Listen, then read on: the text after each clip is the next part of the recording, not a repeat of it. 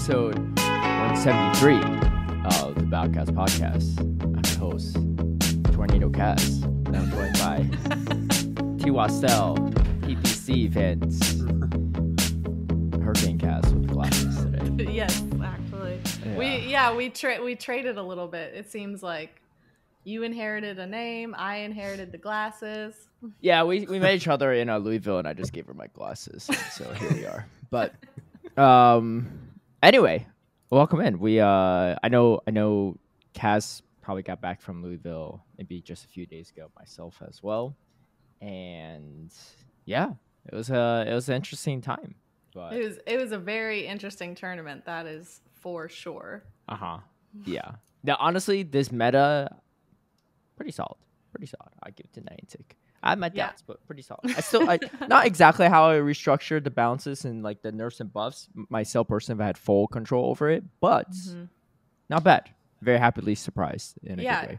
I was really excited by that final matchup between Arrow and Lyle's Jeffs. Like their two teams are just so incredibly fun looking. Yeah.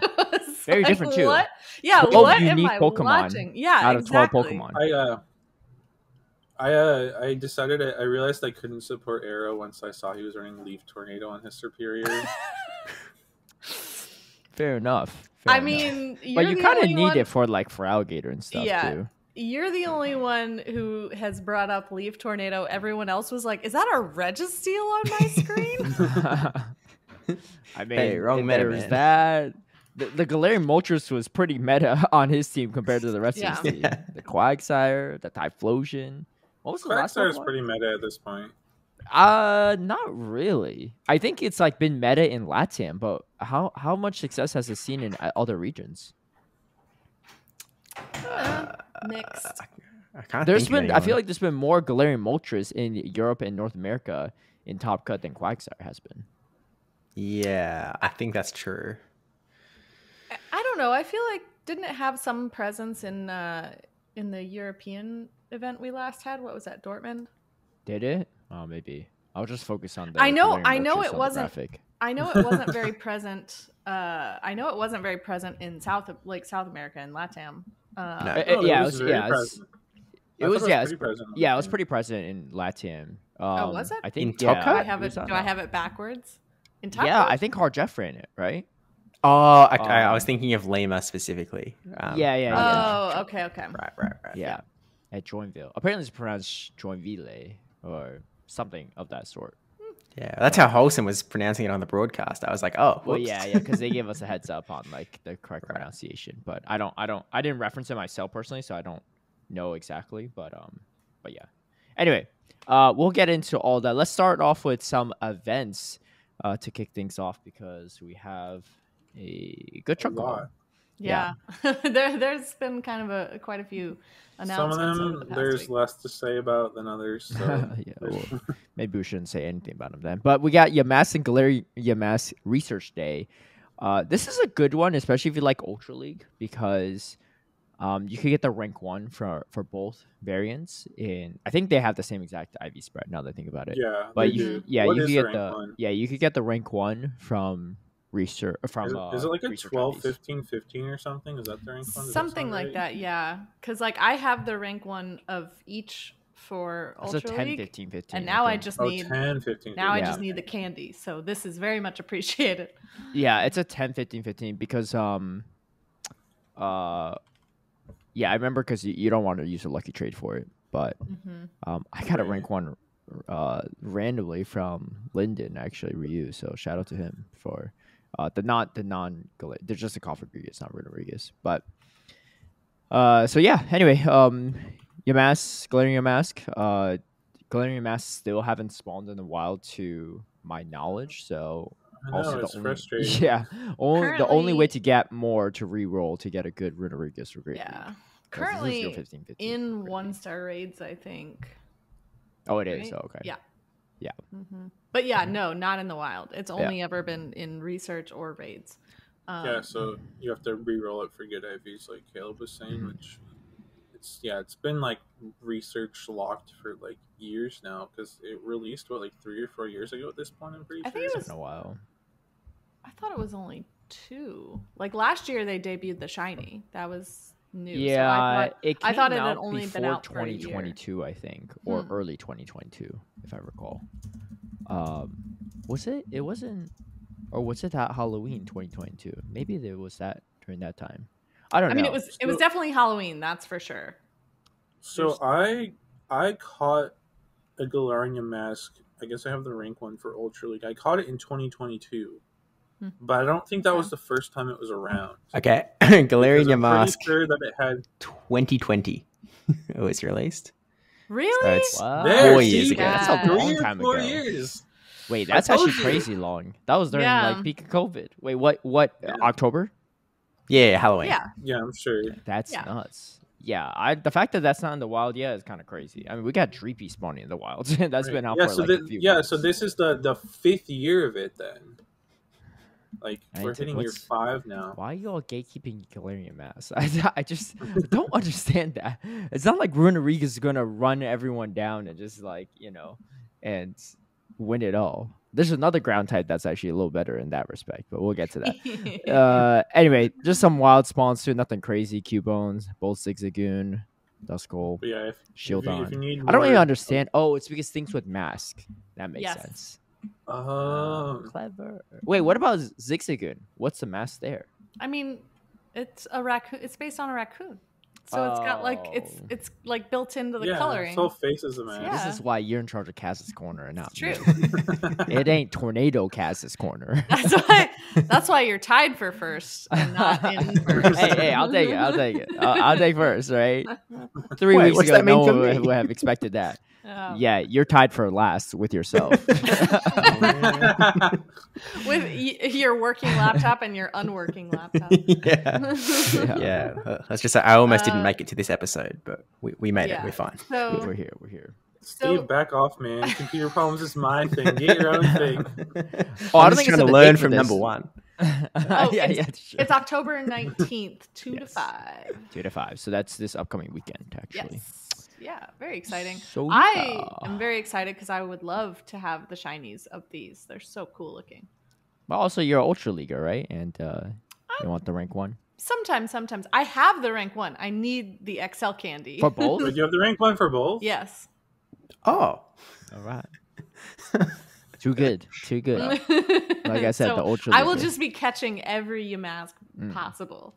Thank you very much. And that's nice because we have the XL from all trades that bonus this season, so you can just re-roll all the ones. Dude, I got plenty of the XLs. I got the XLs with the shadow variants when they come out. So I just need the rank 1. Oh goodness. Yeah. Okay, let's get into the Mankey community because there's not too much else on the Yamask thing. Mankey community, November 10th, Sunday, 2 p.m. to 5 p.m. I feel like they haven't done community day from 11 to 2 in a while, but honestly, I personally don't care because I'm not a morning person anyway. So I think they generally make that swap after like daylight savings time changes in the U.S. Like after Halloween usually. Really? They'll start during the morning because we don't have as much daylight in the evening. Like 5 p.m. after that time is when it like starts getting dark.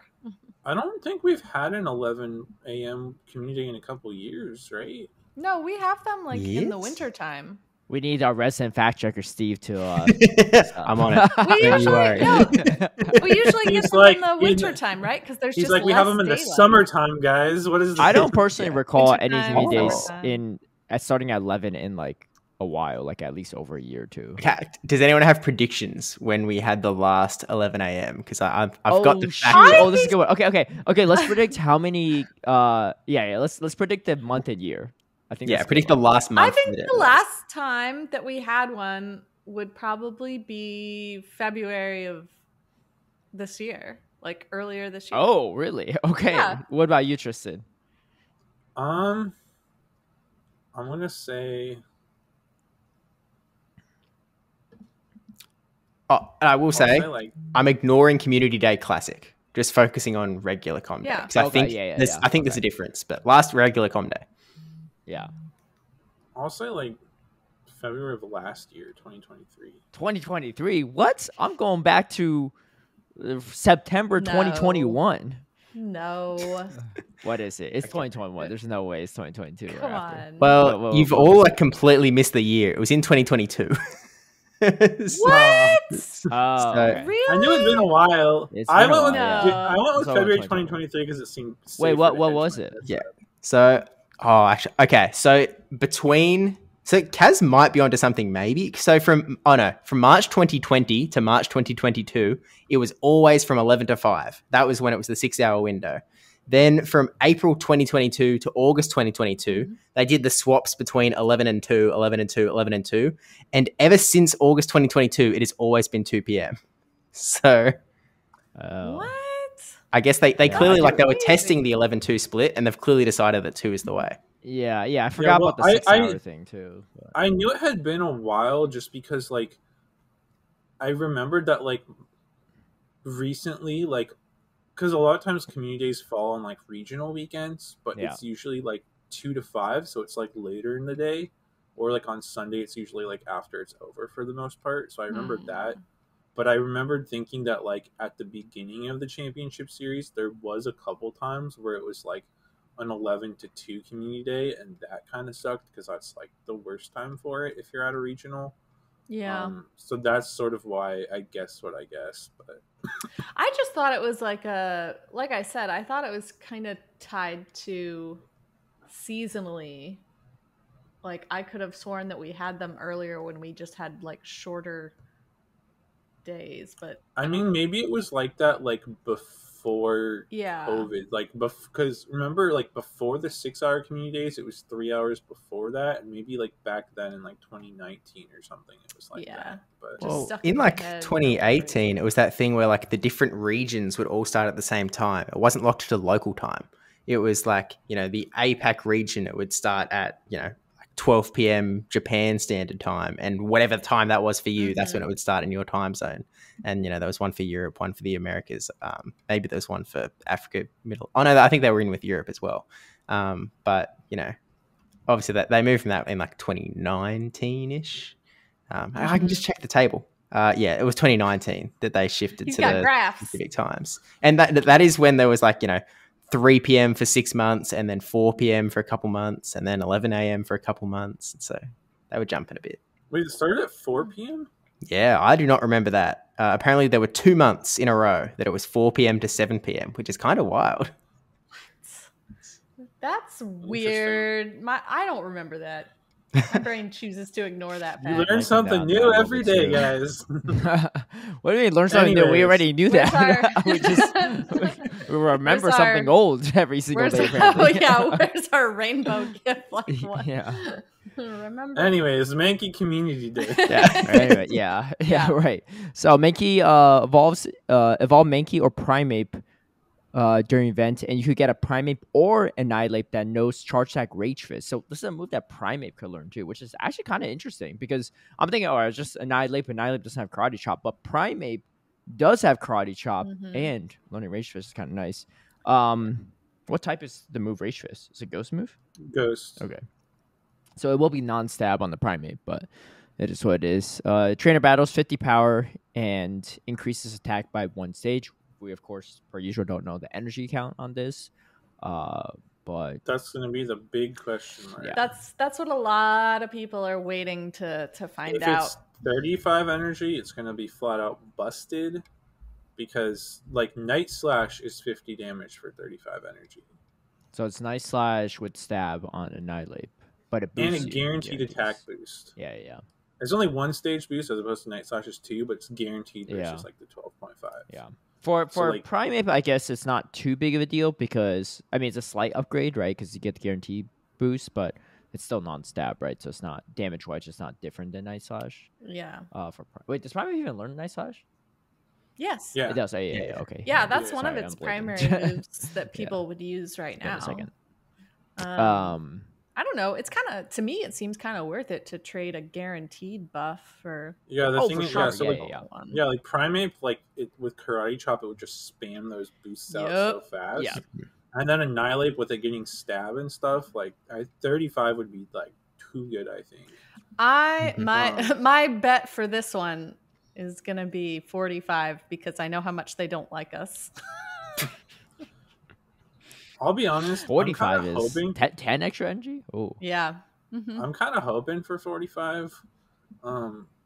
Just because like I sort of like where the meta's at right now, where fighters are like optional and not necessary. Mm-hmm. And like the thing is, if you make Rage Fist too good, you're just gonna bring Annihilate back. do you think And it's? then- But do you? But Annihilate, like in my opinion, isn't like so necessary either. Even if it got buffed, right? Like I didn't Yeah. think it was. It was good. It was pretty necessary in the last meta because if you didn't have it in Vigoroth, which is crazy, right? But there isn't like a Vigoroth or like a Lickitung that's kind of just But dominating it's the meta, the thing right? is like the ghost typing means it resists the poison moves, so it's pretty positive into Clodsire and Toxapex, I believe. Yeah. And then it also has the fighting type resistance to rock moves, which makes it really solid into the Dunsparce as well. Well, you're talking about like Annihilape running it, but Annihilape is running the nerf counter, right? So it's like Yeah, there's no Right, other but fast attack. but like, yeah, but like you can run Sims with the nerfed counter because PV Poke has a speculative 40 energy one, and like Annihilate looks like pretty solid. Well, what's like, the win losses against the meta? I think 40 is probably the most likely answer. I'm guessing 45 because I don't think they like us very much, but I think 40 is like the happy medium because 35 would just be terrible. Yeah, 40 is like the safest spot. 35 would be way too good. 45 would be underwhelming, but personally, I'm okay with Annihilate not coming back so soon. I still have my doubts on Annihilape coming back. I really think Primeape is the the new bread and butter with Karate Chop. You're really that side grade from the champ. Because I think that fighting also does have some good coverage. I mean, one thing I saw at Louisville that I wasn't exactly fully prepared for was a decent amount of Pangoro. So fighters have their place, and especially one with such versatile coverage as Primeape is going to have, especially with this move. Yeah. Wait, so on PV Poke, it's simulated at 40, you said? 40, yeah. He has like a speculative 40 What's the energy. win rates of 40? I don't remember. I looked at it like when it was announced like a week or two ago. Oh, gotcha. I think the win rate doesn't look super scary, but I also don't know how accurately PV Poke is simming. Like, because the sim logic with like boost moves can be funky. Well, So but I it's don't guaranteed boost though, right? So it doesn't. Are you talking No, about but my like point is- shields? Yeah, but when to throw different moves and stuff. Like, some of the sims are funky. Like, it's picking up some wins that it wouldn't actually get. Like, I simmed like Rage Fist Close Combat against the Mandibuzz, and it has Mandibuzz shielding the Rage Fist and then dying to a boosted Close Combat after. Yeah. So there's some wins like that where it's picking up that it shouldn't, but there's other matchups where I think it's showing as a loss because it's not throwing the moves in the right order or something like that. So like I'm just saying that like PV Poke sim logic with buff and debuff moves is not always the most accurate. Okay. All right. Well, so I'll test this. So against the open meta in Great League, it has 659 wins, 335 losses. So it's about 66% win rate with Night Slash Shadow Ball. Do you want me to just replace Shadow Ball? Or Shadow Ball with Rage Fist? I think you would do Close Combat Rage Fist, right? Close Combat Rage Fist, right? Yeah. Probably. Like I was playing around with the movesets as well, and I was trying Ice Punch. And it doesn't really work. What the heck? This meta. Wait, why'd the meta go like all the way to like super low? Wait, now the meta's only 40, like 40 Pokemon. What the heck? You're probably looking at like the condensed Great League meta as a but I didn't. Oh, maybe I just only press all meta. Oh, all Pokemon. Okay, yeah. So it wins 62% and loses 38%. So it actually loses some matchups with that. What if I go Rage Fist Shadow Ball?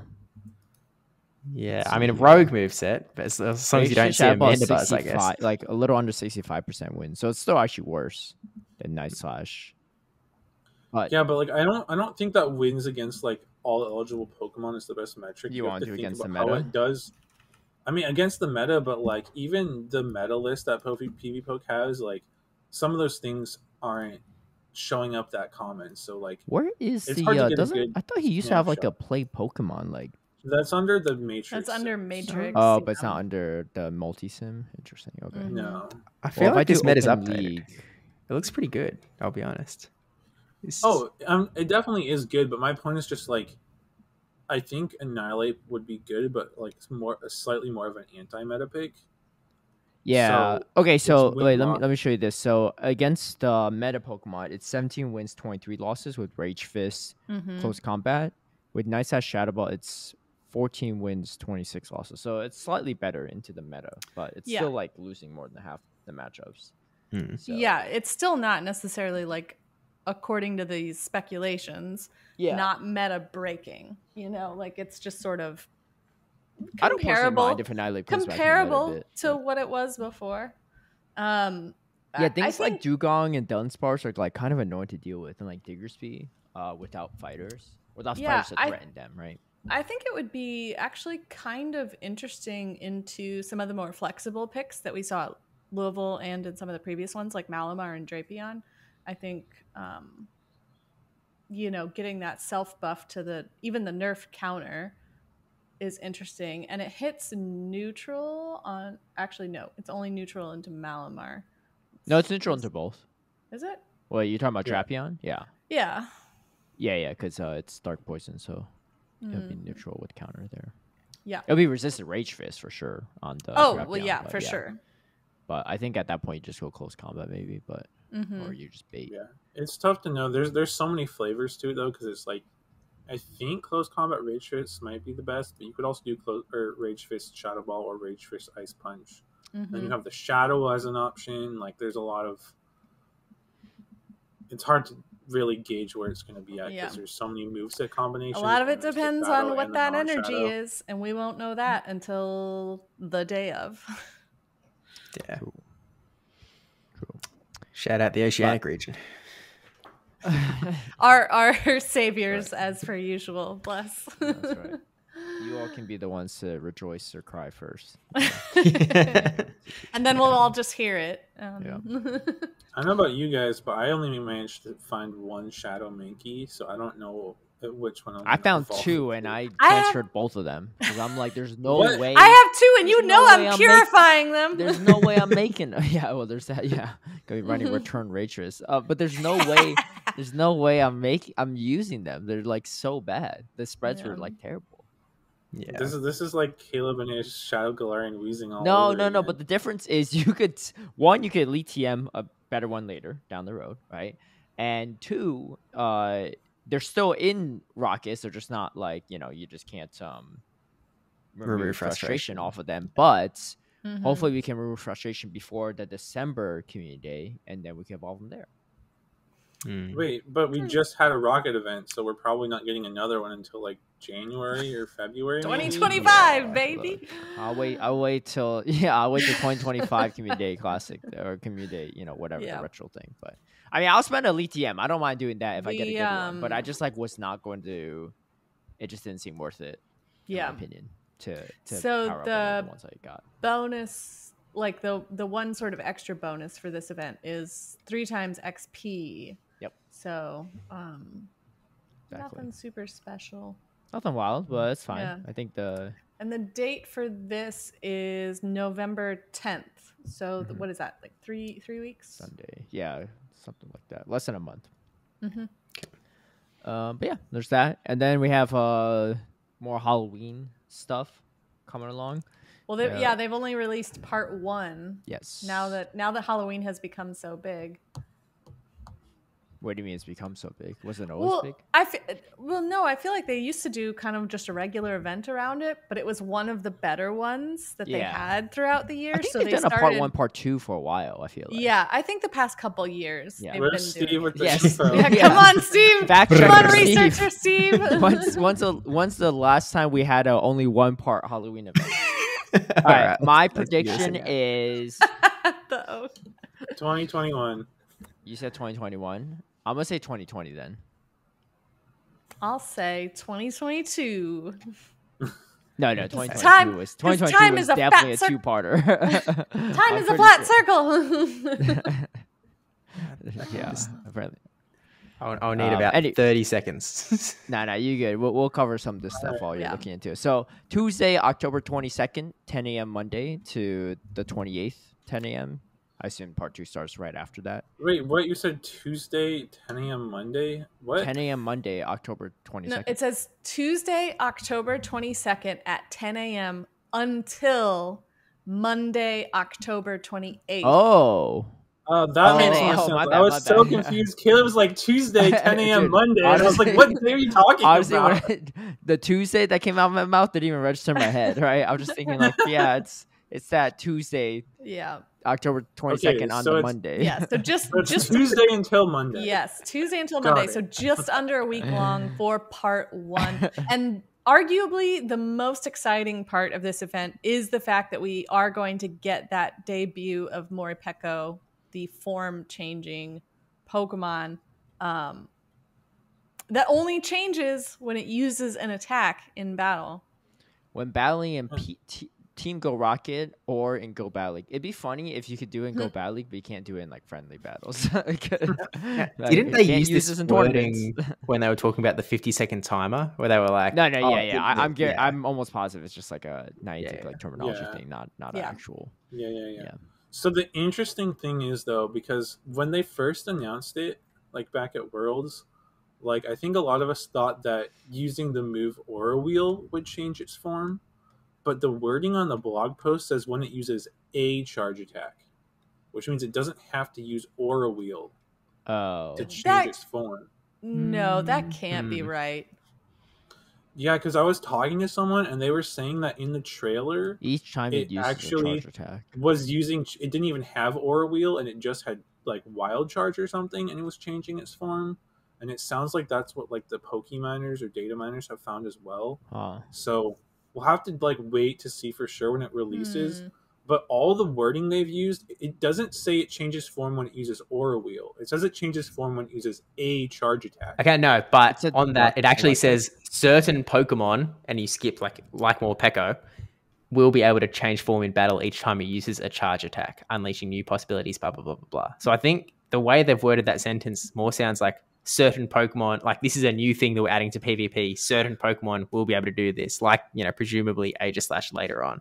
So I wouldn't read into that wording, but, you know, what you said about the data mining and stuff might actually hold some weight. But that would seem really weird to me, to be honest. I get what you're saying. A charge attack. It doesn't say when they use Aura Wheel. Yeah, but like each the sentence is... No. No, I think I get what Steve's saying, because let's say like Aegislash has, what's a move that Aegislash usually changes King's form Shield? using? Is that King's Shield, right? So you can't be like, so like certain Pokemon like Morpeko will be able to change its form each time it uses. You can't say like King's Shield or Aura Wheel or whatever, right? It's like uses a charge attack. They mean like the charge attack is like a specific charge attack.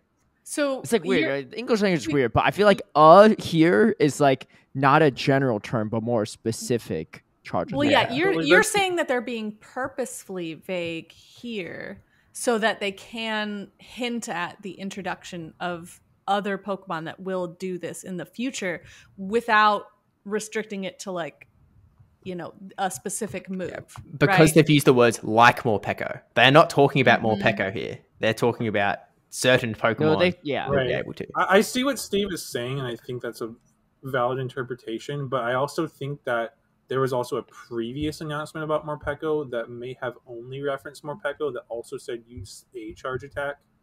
So yeah, I mean, I think like it. Okay, I'm not saying it's one or the other. I'm just saying I like the way they wrote this. It could mean both what Tristan's saying. It could mean either what Tristan's saying or Steve. We don't know for sure right now. Like we just have no, like we as the players and have no way of knowing what they mean by this language. It could go either way right now. That's arguably why this is the most exciting part of this event, is for us all to kind of figure this out and be able to suss out what it might mean for the introduction of other Pokemon in the future, like Aegislash. And someone at the previous raid hours that I attended brought up the fact that, I mean, Zamazenta and Zacian also have other forms that this might apply to in the future as well. Do they change in battle? I mean, I'm not sure because it's been too long since I've played those games. But it might be something that they kind of just, if they're going to start introducing this for some Pokemon, it might be an easy way to bring it into Pokemon Go for a lot of Pokemon, even if it doesn't necessarily apply to the main series games. Yeah. I'm excited to find out. Yeah, it should be good. It's got Aura Wheel, which is electric, and then Aura Wheel. Well, they have a dark variant too, but Aura Wheel dark and Aura Wheel Aura Wheel electric. The type of the move depends on the form that it is currently in. Yeah. Dude, this damage is kind of crazy. It's in training battles 100 power and increases user attack by 1 stage. That's nuts. What is do we know what's the energy? We have no idea. We don't. We have no idea. They're not. They're not giving the energy. Yeah. We just talked about this. Yeah. The only person that would know the energy is maybe you, because you looked at the data mines, but none of us like that. Let me see if I find like a comparable move that does something like that. Is there a move that does 100 damage but also boosts attack? No. Oh, no. You can debuff yourself with like close combat is 100 power, and it it's kind of 100% chance to bust your own defense. So to be able to increase Shadow Ball is 100. Shadow Ball is 100 power and 50. Oh wait, is this data mined? I see it in PV Poke. It has Aura Wheel at 45 energy. Yeah, see, I thought we knew the energy from something. I don't know we know it, but we speculative. But anyway, it's essentially a close combat clone, but you boost your attack. So much better. So that's kind of nuts. That's actually wild. And you also right now, context, that's the same as Frenzy Plant. Yeah, and right now its data mine moveset. It also includes Psychic Fangs, which would obviously we know debuffs the opponent. Dude, that's crazy. That's this actually better be, like, wild. More frail than Attack Deoxys. Because that's kind of busted. It's not that frail, but it is. Yeah, obviously, it ain't nothing that frail besides like. It is pretty frail though. Shedinja. Yeah. And I'm trying to find something in similar bulk too. Yeah. So, and accordingly, since this Pokemon is going to be like its sort of main feature in the game is tied to battles, it will be included after this introduction with this event. It will be included in reward encounters throughout the GBL season. So yeah, during this event, Morpeko will be encountered more frequently in the premium track of Go Battle League. After the event, starting at rank 16, the Go Battle League, Morpeko will be encountered in both Go Battle League reward tracks, but more frequently in the premium track. Okay. If you like using those raid passes for, I sure don't. Go Battle League. We'll see what we can. So does this thing even spawn the wild or no? Probably not, right? No, it's only going to be roll. Yeah. It's only going to be research and from the Go Battle League. When is Go Battle Day again? We'll get to that. Second, I think. Of November? Well, no, because they usually remove the IV floors, so that's a good day to farm Morpeko. Oh, true. Okay, so similar stat product. Morpeko is similar stats, but slightly squishier than Greninja. Okay. Oh, that's pretty squishy. Yeah, it is. But I mean, it makes sense given how hard it hits, right? Because I don't think. Yeah.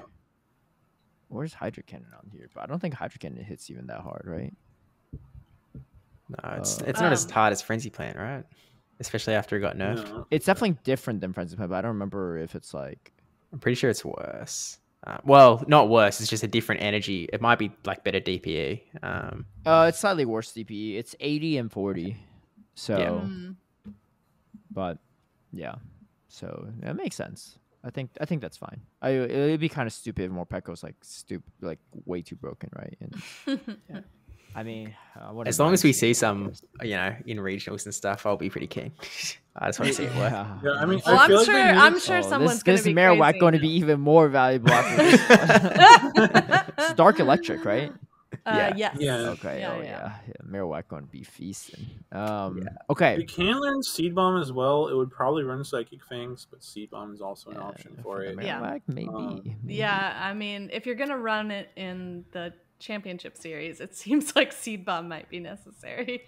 Yeah. According to Caleb's scheming face over there. My scheming But face. yeah, What you mean? definitely. I'm not the King Wak here. Like, But yeah, the it's not thing my is, cousin like, or anything. Like, I'm just saying. I think- Stating facts. I think Aura Wheel needed to be busted for it to be even like potentially viable, just because it is so squishy. Yeah. And the Yeah. nice thing is that because Aura Wheel is an exclusive move, like if it's too busted, they can nerf it. Yeah. If it's still not good enough, they can adjust it. So like there's a lot of room for them to tinker and make Morpeko better or worse depending on how it ends up turning out. So that is the nice thing. It's not like a lot of other Pokemon where like a nerf or buff to one of their moves affects like loads of other things. Like this is a move that can be pretty customizable. So Yeah. Mm-hmm. And now that we're finally done talking about Morpeko stats, the other part of this part 1 Halloween includes a new max battle Pokemon. Kaz is so excited. I'm looking at Steve. I know he's pumped. Ghastly is going to be our new 1-star available max battle with this Halloween event. Which is another one that could possibly help with that stupid Phalanx. So difficult. I finally finished the Phalanx. Okay, here's something I didn't realize, and maybe you already knew this. I'm sure plenty of you in the audience know this. You know how when you're tapping on the thing, there's like a little purple thing for like Dynamax? And so I click on the little purple circle, right? Oh, no. I'm like seeing my thing fill up. I didn't realize you're supposed to dodge and swipe yourself into it. talked about this on the podcast. You think I understand what's We happening? literally told you. I'm about literally this. at the Ludo regional doing this, right? And I forgot who it was. I think it was like Soph or something, or like CCO. Someone was like, "Hey, like you gotta swipe over." I was like, "What do you mean? Like I'm getting the Dynamax energy now." Caleb, Like, this you is need the Dynacats podcast. No, What are you doing? I don't know. It's just like PP. I don't know everything about it, So, but then I swiped over and I like insta Dynamax. Dude, I just want you to think about this. I was soloing Beldum without even knowing this. Why were we struggling Beldum if you knew this? It would have been crazy easy. I'll solo a Phalanx after this one. But yeah, look, anyway. And to be clear, people were only struggling on Beldum because they weren't powering up anything. They were like, "Oh, It's true. let's I just didn't Yeah. keep power up running." anything either for People Beldum. were I just evolved people were Pulsar, like yeah. me, and they were like, "Oh, it's a Beldum. It's a first evolution. Charmander It's could do probably this, yeah. easy, right?" Like, and then wondering why it was like wrecking me. Yeah, me too. But I wasn't even Dynamaxing. My Oh my Dynamax, gosh. my Dynamax was slow on those evolutions. Okay, I was like at 25% health before I evolved. Oh my gosh. Yeah, because I remember I did what you were saying, Yeah. and I thought that's how it worked. Yeah. We all did. But then Steve mentioned it on the podcast, and I was like, "Oh, that's how it Yep. works." Yeah, honestly, I And still then- didn't understand clearly until someone Oh else my told me in person. gosh. But anyway, we got Ghastly. Enough about that. Yes. We get 2 times candy as well for catching Pokemon during this event, Mhm. and increased chance to receive XL. Are there some costume nicer Pokemon? throws. Costume Pokemon are actually 2. only going to be available from the paid research in part 2. Oh my god! And I'm really upset because it includes a new costume for Rowlet, which I absolutely must have. So guess who's paying for that? Hang on, right. The word, okay. I thought that you were saying that they were like locked to the ticket entirely. You couldn't get them otherwise. Oh but wait, no, it's you can also they're time research. These are Yeah. only time research. So you get only limited Rowlet with hats. Mm-hmm. That's even weirder. What the no, heck? but And it's it's all going to be in paid part research, you're 2. saying, So right? in No, I know, in this but part still. 1, yeah, you pay to get a couple of the costumes, and then in part 2, presumably they'll have a proper debut. So, well, not debut, but a proper release. One you know. can only hope. Oh, okay. I see what you're saying. Yeah, so in part 2, these will probably spawn in the wild. Yeah, probably. Maybe. I mean, we don't know, do we? So I'm not taking that chance. I must have that Rowlet. Rowlet. Spend the $5 you can. All right, I must have that Rowlet. What if we find out My more info before this event goes live on part 2? You Okay, know? that's the only way. That's the only way that will save my wallet. No, you could probably also just get Oh, it's timed. It's not special research. Mhm. Okay, yeah. Yeah, So I was gonna say, just get on the last day of day 1 if you don't. Caleb, have I've thought about this already. Okay. No, Antic, if you want to Well, make if sure you're you like- make $5, you wait to release part 2 until. Yeah, I'm just imagining like Kaz pulling out her wallet midway Yeah. through reading the article. Yeah, and they were I really mean, depending on my $5. take my card. If you're listening to this and you care about Kaz's wallet, gift her a ticket. That's right. That's right. She'll mooch off those We have tickets people like she gifting mooches star off the pieces star locals. I'm pieces. sure they get it. Oh my god. Yeah. So for wild encounters, we have Zubat, Spinarak, Murkrow, Misdreavus, Shuppet, Drifloon, Purloin, the female Frillish, it specifies. Why? And Zorua, Litwick, and Grievard. Some I Male feel Frillish like comes out the- next, the part 2. Yes. Frillish has been like that a lot, where one of the forms is more often in the wild and the other one is more often in like GBO. Yeah, but encounters. male Yeah. Frillish has been around in the wild for a while Yeah. now, for a couple of years since it was since I'm- after it got rid of the exclusivity. I'm pretty in sure they're GBO both like encounters. rare but encounterable in the wild. Both forms. No, right now they are, yeah. Right I don't now? know about Yeah. in this current season, but they have been in the past, yeah. And then Yeah, I outside of always those. get male Frillish as rewards in GBL. So Hmm. like, Right, that's what I was saying. I feel like the male one is more in GBL and less Hmm. often in the wild. Not that it hasn't been in the wild, Yeah. but it's less often Yeah. in the wild. I think. Early on, Oh. you could actually like predict like, oh, if they have a blue Frillish, a blue Jellicent in GBL, then it's probably worse IVs because it was probably from like GBL Yeah. or something. Where it's like, the Kaz, pink I could save you $3 here. So oh, for $2, you can actually access event exclusive time research, and these are Pokemon that wear various things, including Rowlet with the hat. yes. So you don't need to Ah. do the $5 one. You could just All do right. the $2 one. Or Wait, you what's can the do $5 both. one gives you Thanks three for these times catch incredible candy. savings. You get like some Oh, avatar. it's the yeah. catch candy and an avatar item. Yeah. Okay. Mm-hmm. Spend Wait, $7. and this research will be available in shop until November 2nd. So you Oh. also don't have to do it right away in case we get more info on part 2. Interesting. I'm trying to save But, I I'm trying feel to save like- your locals some money, you know. Yeah. I feel like the most exciting Help me spawn to is help probably them. the Spinarak though, because Ariados is pretty solid now. Mm-hmm. Is And, it like, okay? it- This actually came up during the regional. I was talking to some of the casters. Is it pronounced Ariados, Ariados, or Ariados? Ariados. I don't know. Ugh. You're the caster. You're supposed to know the official. Well, the problem is some of the casters in pronunciations. the backstage were like, I say Ariados. It's like, what? Sounds way worse. I don't say Ariados either though. I say Ariados. I'm say trying to think because Ariados. like it doesn't have a direct tie-in because you think it's like arachnid is like what spiders are, Yeah. right?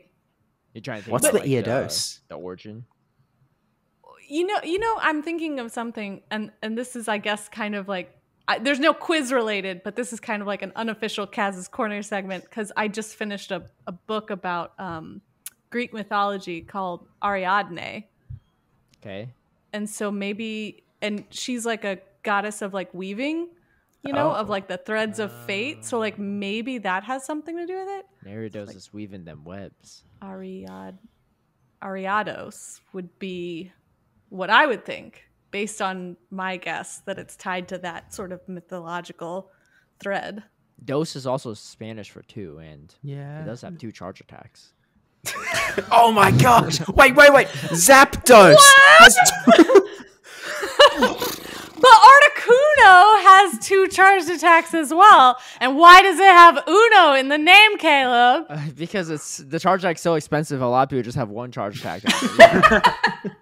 And you know, Moltres gets to run 3 moves total. That's right. It's fast attack. 2 charge attacks. We just galaxy brained this. Wait, I just realized it's Articuno, Zapdos, and Moltres. Oh, no. It's Oh my gosh, Wait, don't! what? that's crazy. Caleb. What? Wait, you just realized I this didn't know in the year that. 2024? No! What do you There's mean? no way you just realized I just realized that. I realized it like 20 years ago. No one's ever told me about it, you know?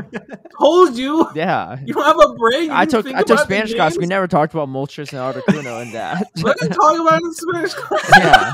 What? Yeah. I was Paco Payne in Spanish class, but it's my Spanish class thing. You know, Paco is Spanish for Frank. It's kind of an interesting translation. Oh my gosh. Oh my gosh. Wait, so you just realized this? Yeah, I just in realized year it. 2024. Comment down below. How old are Comment you? down below if you also did not know that until now. Until Comment Paco down Payne below. educated you on this know that podcast for, about like, My cat, over who a doesn't even decade. speak English, knows that. it. My cat's in, all right? What you want me to say? You know what? I think we'll put up a poll. Spanish. After this episode comes out, we'll put up a poll. Did you know that Articuno is Zapdos Moltres? Yeah. Put up the poll right now. Yeah. Put up the poll right now. Right now? One. Okay, I'll do it right now. So we can review at the end of the episode and see like how it got. Yeah. No one will have the context. I will. But You they don't need need to the know the context. context. I just didn't know if anyone else knew, right? Oh my Yeah. god. Everyone knew. No. Post a poll right now on the Battlecast podcast. I'm doing it Twitter. now. I'm gonna retweet it ASAP too, and I would throw in my own vote as well. Anyway. Steve, are you putting up the poll? Yeah, I'm putting up. Ariados. Yeah. Ariados. What do you guys think? I feel like it's gonna be like at least 90% people knew. 90%? I don't think so.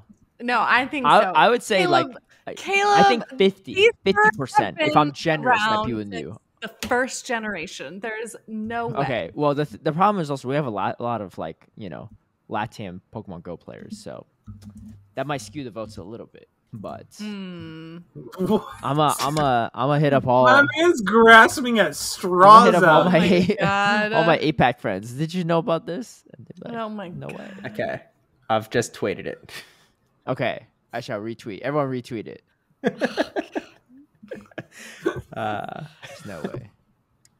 I have a feeling it's gonna Caleb's lean gonna pretty heavy. Caleb's gonna see how lopsided the votes are. He's gonna be making like dozens of bot accounts just to like No. balance it out a little. Having made like I made like a Twitter for a old podcast account before, and it's not easy to do. You have to like submit like a picture of your like driver's license or whatever. I don't even know how people make like burner accounts, honestly. Now that I think about it. But on Twitter at least. I like how you added on the tweet, Steve, this is important data. It is. Sure is. It is.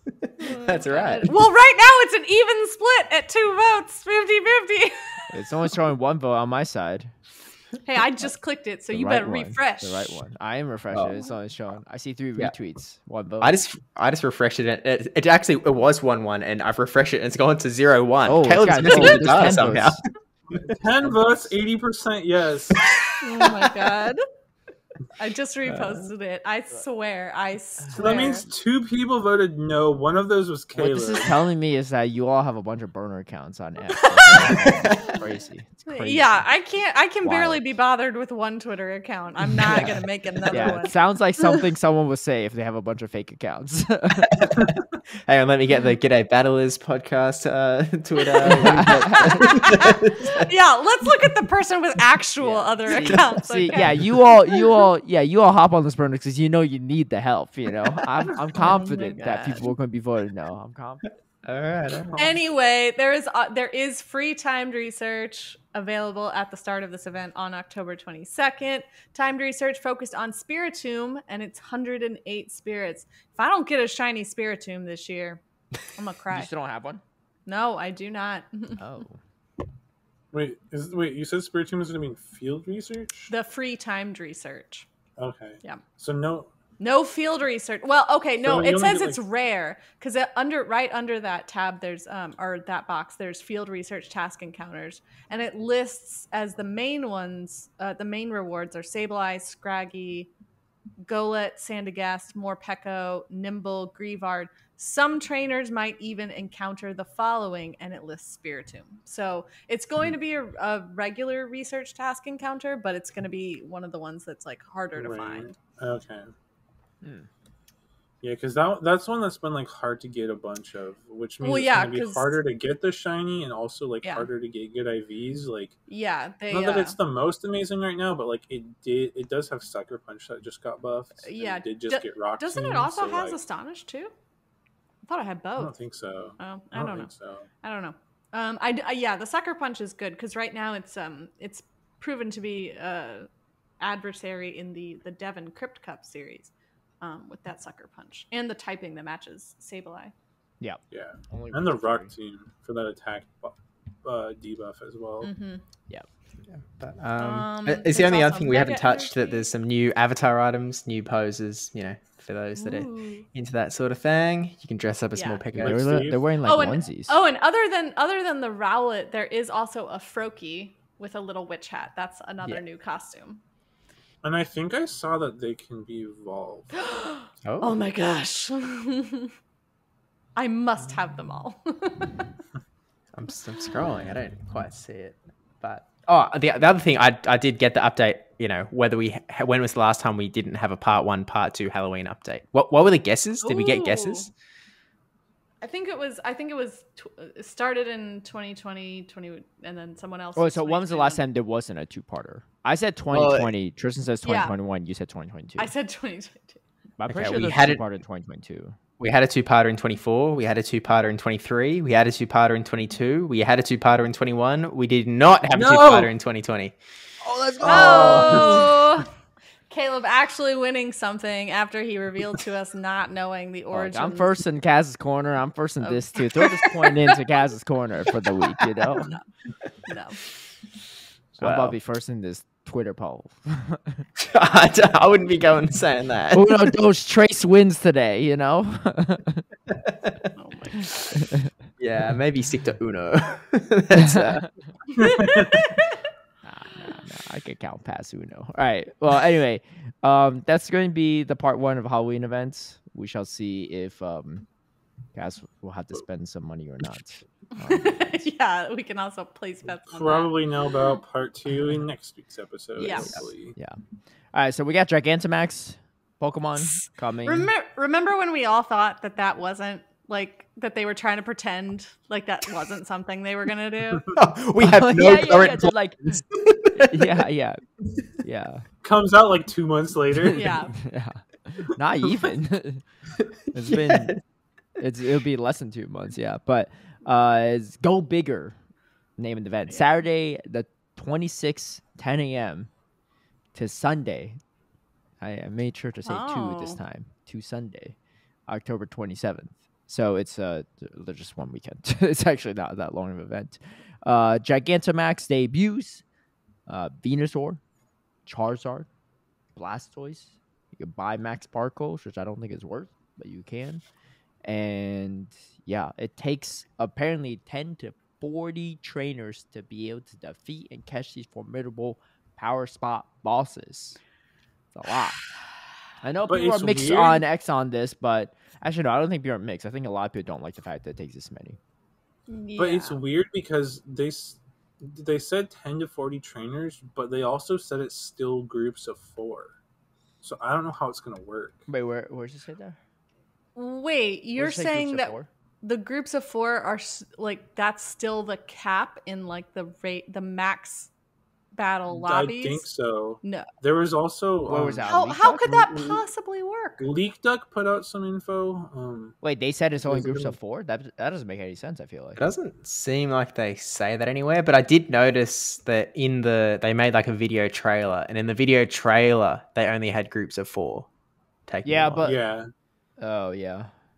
Yeah, they're did. probably gonna fail it then. I want to see how that group of 4. What happened 2 miners later with that group of 4? How could that? Possibly... It seemed like Leak Duck must, because you know how you guys remember how Leak Duck like got info from Niantic beforehand about with the initial release. It seems like they got some info again. But that doesn't make any sense. So how could it be limited to groups of 4 then? Yeah, I don't see anything on this Leak Duck page about them being stuck to groups of 4. Wait, where did you see the groups of 4, Tristan? It seemed like you heard that from somewhere. I thought it was a Leak Duck thing. Here, up to 40 trainers split into groups of 4 or fewer can band together to increase their chance of success. What does that mean? Yeah, what is like that's so weird. It's like so you have to be in a lobby with 4 people, but you're also like your effects are being okay. Steve's got it. Steve's got it. So it's really weird, but I guess it's so that like so it's like a raid, and 20 people might be doing it, but split into groups of 4, so that when you use like the spirit heal or whatever it's called to heal your party, you're only healing like 4 people, as opposed to healing like a full lobby of like 20 people. So, but do you all start at the same time? Yeah, I don't know. So do you all start at the same? Like, what I'm asking is, do you all start at the same time, or let's say like the 4 of us hop in, we start it, and then like another 4 people hop in later because they just see I'm not sure. It's unclear. It doesn't really say.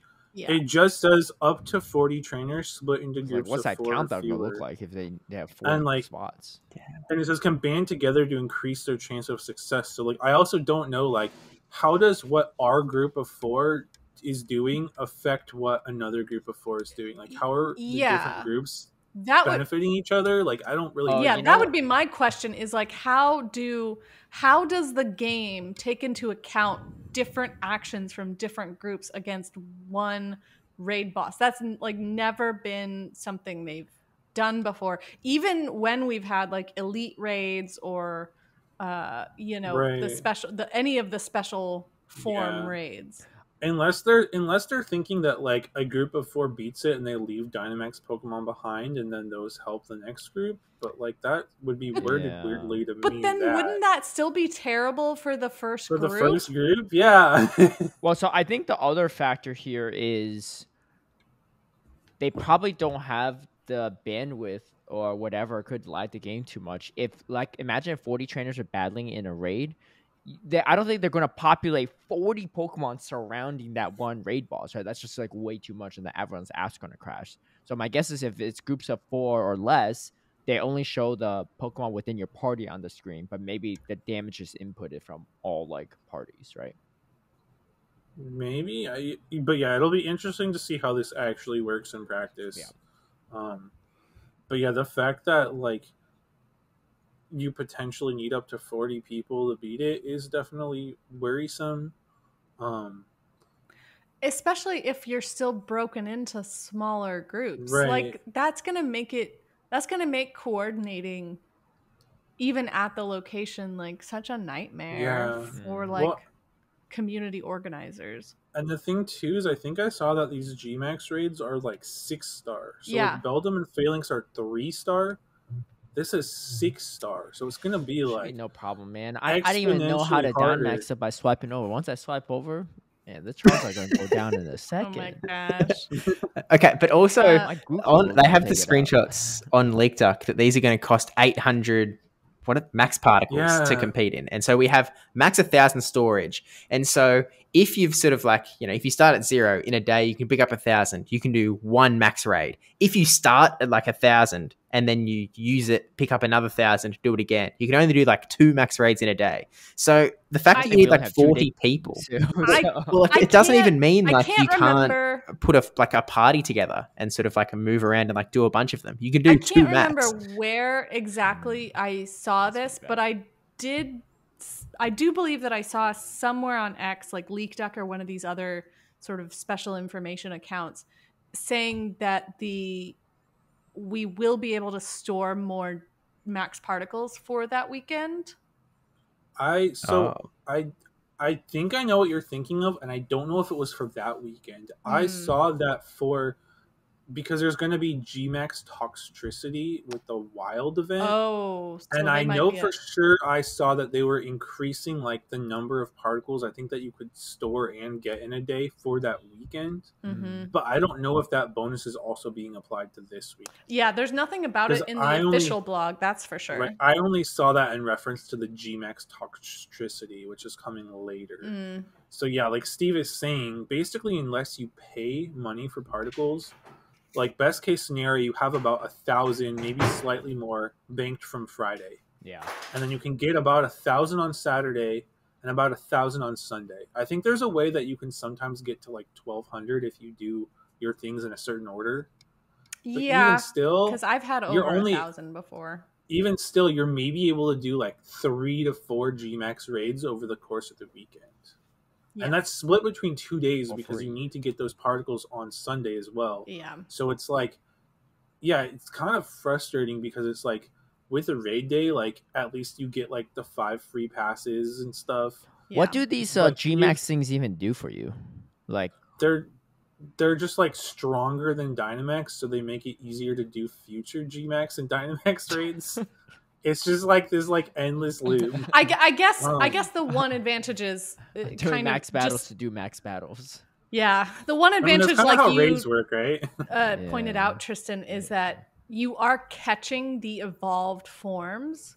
So you will not necessarily have to spend extra candy to evolve them. I don't mind spending candies to evolve either at this point. I just don't want to spend the starters. Especially because these are like the Gen 1 starters, right? Like those ones most of us have a lot of candy for. But Speak for yourself. What? It's been like 9 years. Honestly, I was short on Squirtle candy. Which one are you scoring short on? Yeah, the Blastoise is actually pretty hard because I built 2 for Ultra League already. So you're short on the regular candy? Oh, I guess you need XLs to max, right? But interesting. But yeah, so League Deck says only Dynamax and Gigantamax Pokemon can be used in max battles. Okay. One other little minor interesting thing, it says towards the bottom of this Leak Deck pages, if Gigantamax Pokemon are placed at a power spot, trainers may have a special wild encounter around the power spot. So I'm interested to see like what that actually means. I've seen that with regular Dynamax too. Yeah, like I've seen little like, and you catch it on the Dynamax field or whatever. So it'll be interesting to see if the like special spawn is like something that's actually worth it. Well, and you know what else this article says? A bunch of special Squirtle spawns. It says if you spot energy icons on the battlefield, swipe to move your Pokemon to collect them and fill up your meter even faster. Did you get that, Caleb? See, that's about to be the next X poll right there.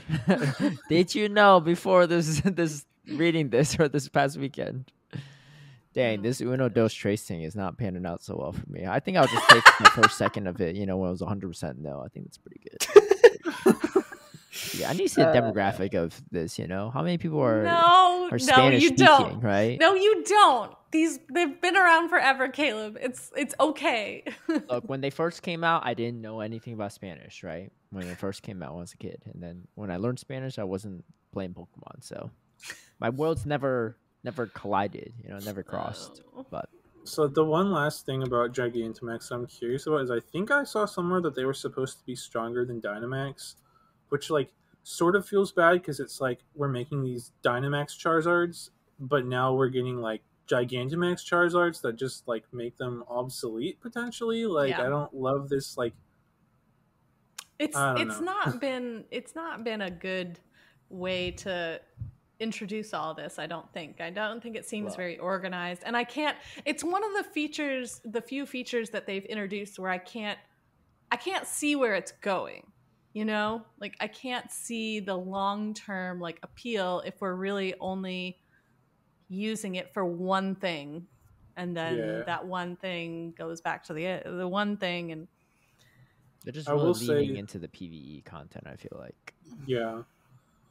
The only dual purpose action you really get is like, at least with these like Gen 1 starters, like you can also like Mega Evolve them and use them in raids, I guess, but like that's such like a niche like double use thing. Dude, these things like be mad polluting the environment. Look at this. There's like smoke coming out of all these things, man. Well, that's like are you talking about the little clouds, like the 3 little clouds? No. If you look at the graphic of the Gigantamax, Venusaur, Charizard, and Blastoise, they're all like emitting toxic gas, I feel like. I mean, they're from the Gala region. I think that's you're right. Yeah. I think that's just the photos they chose, Caleb. It's just supposed to be stormy. I don't know. When I catch that Gigantamax Charizard, this guy's gonna be messing up the ecosystem. But Steve, do you need to get going? Any last thoughts on Gigantamax? Huge! This is awesome. That's right. Well said. Massive. Well said. That's the spirit. Oh my Anyway, gosh. another very accessible feature. But Steve has some max excitement for this feature.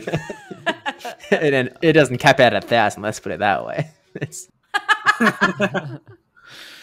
yeah, I think there's a cup in challenge during that first or second day of the Gigantamax event. So me and my locals, we're gonna fill up.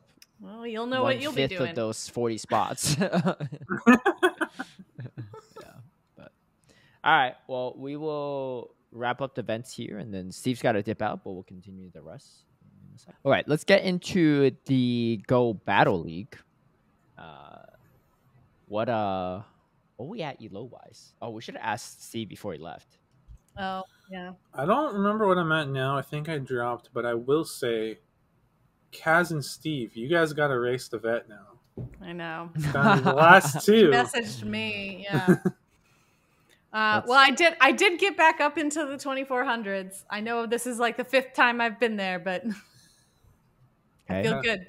I'm feeling Gotta good. cross that 2500 line, Kaz. Who needs Meryl or Shuckle in the so cup? You're at 2400s and you're at 2500s right now, Steve? I think I dropped a little. I think I'm at like 2450 or something. Oh, okay. What are you at? Get ready to lose his legend bet, though. Well, it's not really a legend bet. It's just like an elo bet, right? Mm-hmm. I'm at 29.93. Oh my gosh. Shuckle abuser over here.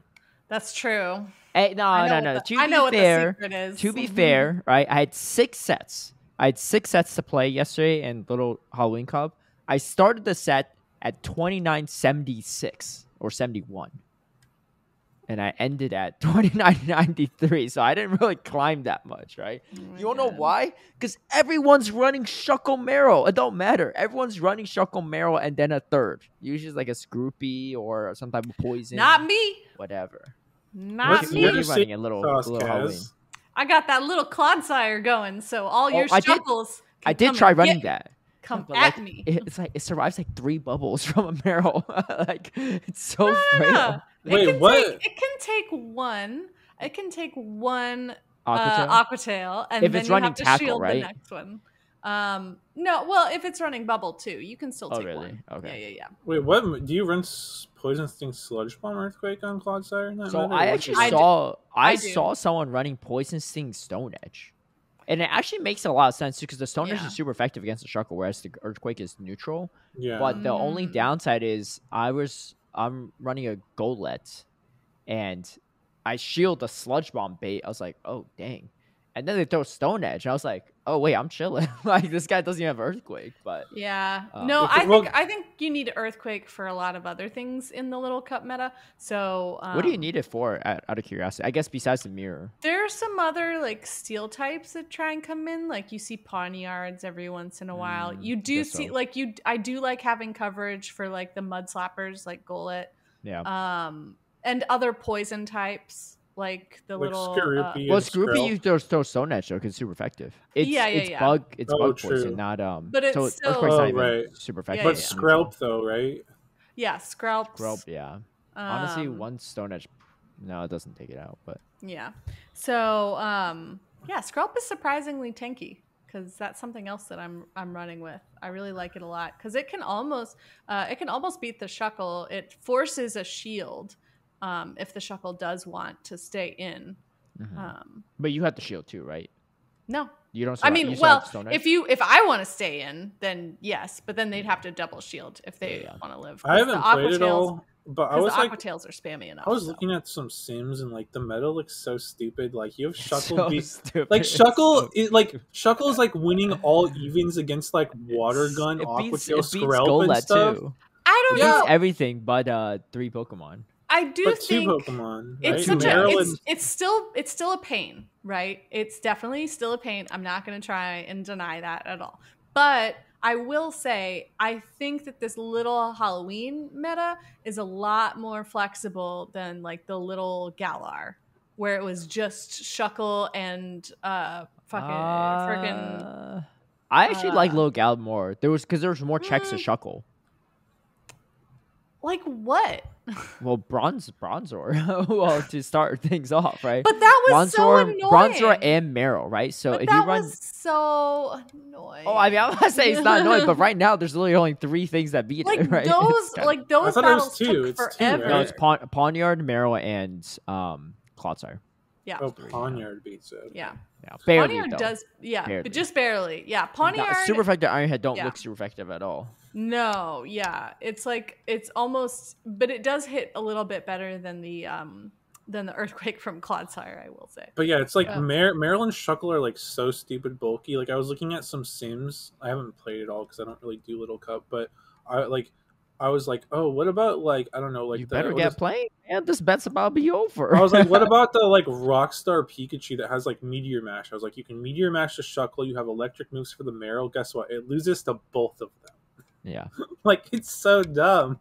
Yeah, it's so. You have dumb. like Meryl beating all sorts of poison. Yeah, and, like, dude. Honestly, types, I have I was running Tackle Meryl into a Razor Leaf Cottony, and it wasn't even that bad. Because the Meryl's so bulky, the super effective Razor Leafs don't look super effective. Yeah, they look like neutral at best. And that's the weird thing too is Tackle Meryl is surprisingly better into Shuckle than Bubble Meryl. Ugh, what a weird. Yeah, why is that? It's just that Tackle is more damage. I was running Bubble originally for it's because Tackle is a 1-turn move, and Shuckle has high defense, low HP, and so Tackle is doing 1 damage every turn, versus Bubble is maybe doing like 2 damage every 3 turns or something. Oh, that's nuts. That's crazy. Yeah. Well, it's way better in the mirror too, right? Which is why I started running Tackle. But let me tell you, Tackle Meryl into Shadow Golett is actually not that good for the Meryl. You could win that. So if you run into a Tackle Meryl in the lead, what you do is you shield, you throw you got to run. Don't run Brick Break. You run Nightshade and Shadow Punch. That Nightshade damage, it's more damage than Shadow Punch, but it's sizably more. If you land one Nightshade, you double shield the Golett, and they have to shield once to even get your second shield, and then you just win that lead. And you come out like 65% health or something, because you're only taking resisted tackles, right? But yeah, it's pretty nuts. But I will say, no Brick Break does make the Galarian Zigzagoon pretty bad. I threw a Nightshade, I'm like, this is a little cool. We'll still do something, right? Nothing, right? And I was like, oh wait, I forgot this triple resist because the normal type and the dark normal double resist and dark single resist. So I was like, wait, this is doing nothing. But it's not too bad too though, because the Galarian Zigzagoon only has Dig to throw at you because it's throwing resistant tackle and body slam too. So it's like a really weird match. But I have decent like Zigzagoon and Meryl that I could make, but it's just so expensive. Well, you gotta make it. You'll get the dust back in like 50 hours because every battle takes 1,000,000 years. I'm sitting in queues forever, and then the battle itself will take. I think when I was streaming to my patrons yesterday, I think my stream was like 3 hours long to finish my sets. It was crazy. I was sitting in queues or for Little Cup. For Little Cup.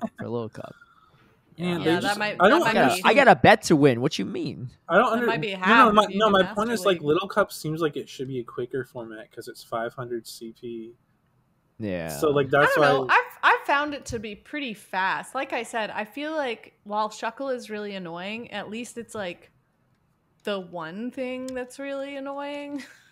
Isn't Meryl annoying? No, Meryl is not as annoying because I have 2 poison types. So yeah, Meryl's manageable. Meryl is way more manageable. Like without Meryl Shuckle actually has counters. Yeah, without Shuckle and Bronzor together, I think it's overall like a little bit nicer of a. I just don't understand why Niantic stopped banning Shuckle from Little Cup. I just think that was stopped what? Because they hate Shuckle us. From Little Cup. It just seems like a dumb.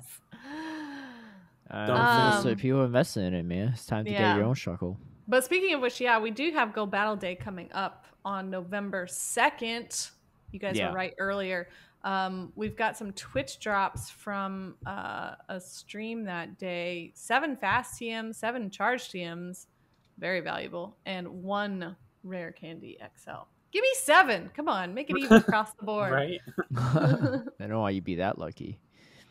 Anyway, so there's that. So definitely get those Twitch drops. Yeah, that was announced. Hopefully it's not too hard to get the Twitch drops, but Yeah, that was announced during the Louisville stream, so I assume they're doing it on the Play Pokemon or on the Pokemon Go channel again. Yeah, on Twitch, like they've done in the past. That'll be the case. It'll be interesting to see who they have battling on. I know they've had some. They have fun... they will announce it. It's they announced Marto. It was Marto, I think Softove, Pokédaxi, and I think it was it Inadequance? I think I thought that there was like a Sounds right. European regional during that day or something. I mean, maybe it was Inadequance. I know it wasn't Yakai, but I thought yeah, maybe it was like I could have sworn it was. I think it was Inadequance and Marto because I remember it's like second and third at Worlds. I think. Yeah. Well, maybe Inadequance is just playing because the timing is probably U.S. focused, so it's probably after the European regional, right? Maybe, but I mean, hey, props to him if he wants to do it too. I don't know if he's like working that event or playing in it or whatever, but my guess is he usually plays HurricaneKaz every European tournament, so long day for him. Yeah, so but hey, if he's down for it, good on him. Anyway, okay, so yeah, that's pretty much that. We have Master League as well if you want to play that, but me personally don't really get all that resources. Let's go into the championship series. We had Louisville regional this past weekend. Tell us about your experience, Kaz. You were there. Yeah, it was great actually. I had a really good time. I wish I would have battled a little bit better. My final record for the day was 2-2. Did you get some points? I did get some points. Let's go. You get booster packs too? Yeah, I did. Oh, nice. I like that they increased the amount of booster packs you're giving out this year. Yeah. I got it's nice 9. to like actually physically walk away with something too, right? Yeah. Besides just a play mat. I got 9 and I was opening them up when I got home and my husband just kept going like, there are more cards? There are more cards? Didn't get any good pulls? I did get, I think it's like, what's the Apple Dragon Appletini or whatever? Appleton or something? Appledon. Yeah, have a Gigantamax. Yeah, I got one of those as like a Radiant X or whatever. Okay. It's like probably the best one that I pulled. But there were several of the cards that, because like I don't really play the game, the trading card game. So for me, it's more just about like, oh, that's really fun art. Or yeah, some of them have really cool art for sure. Yeah, I got a Perugly that like is the coolest freaking artwork. Like it's just like, you know, it's a cat Pokemon, so it's like laying with its belly up and it's got all its little tiny paws like up, and I'm like, yes, that is peak cat pose. Thank you. So yeah, the cards are fun. I did manage to do well enough for some points. So that was good. And overall, like I had a really great time at the event in general. I met a lot of new people and I was able to reconnect with some people that I like only see at these events. I think for me, one of the coolest things was I met Cindy actually for the first time, like in real life. That was your first time meeting her? Oh, wow. Yeah. So, wait, I feel like you two have been at the same event before, right? We have been for sure, but I've never like talked to her. But we actually were going to pick up our prize packs at the same time. Yeah. I think she also went 2-2 if I recall correctly. And so we ended up talking for a while, and it was really nice chatting with her. And I met like all the 7-Eleven gamers that came up from Mexico. So Rocha. Oh yeah, they have a good group. Those are all really good. Richie good 1409, like Iomero, Tovakun, and Ashton Ash were all there. So it was really fun chatting with them. They are a very lively, entertaining group. And yeah. So overall, I had a lot of fun. I feel like I wanted to do more side events. Like I did the cup that was on Sunday, and I went 3-3 in the cup also. So like, did you get any points from that, or not quite? No, not from that. It was top 16 got points, and I was just out of that. But I think Rocha actually won that one. Yeah, I think I saw that. So, but it was a lot of fun getting more practice with the team, because this is like the first regional tournament that I actually had the chance to go to. So getting the opportunity to like test my team and get some more familiar with this meta was good, even though by the time I get to go to the next one, it'll be slightly different, I think. Mm-hmm. Yeah. And I saw Caleb. We did a Sableye trade that did not go well for either one of us. Could have been the world's first, but unfortunately we're still. Wait, you guys had 0 friendship?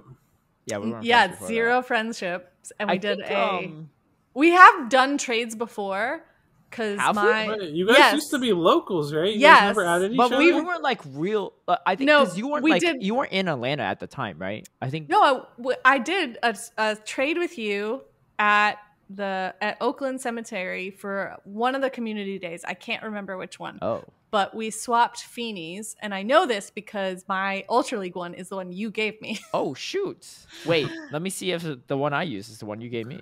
I wouldn't be surprised if it is not. It probably is. I remember at the time, I was still trying to get a Feenie under 1,500, and that's why another reason we did this trade. But the one you gave me went to 1,501, which was so annoying at the time. But it ended up really high rank for Ultra League, so it all worked out.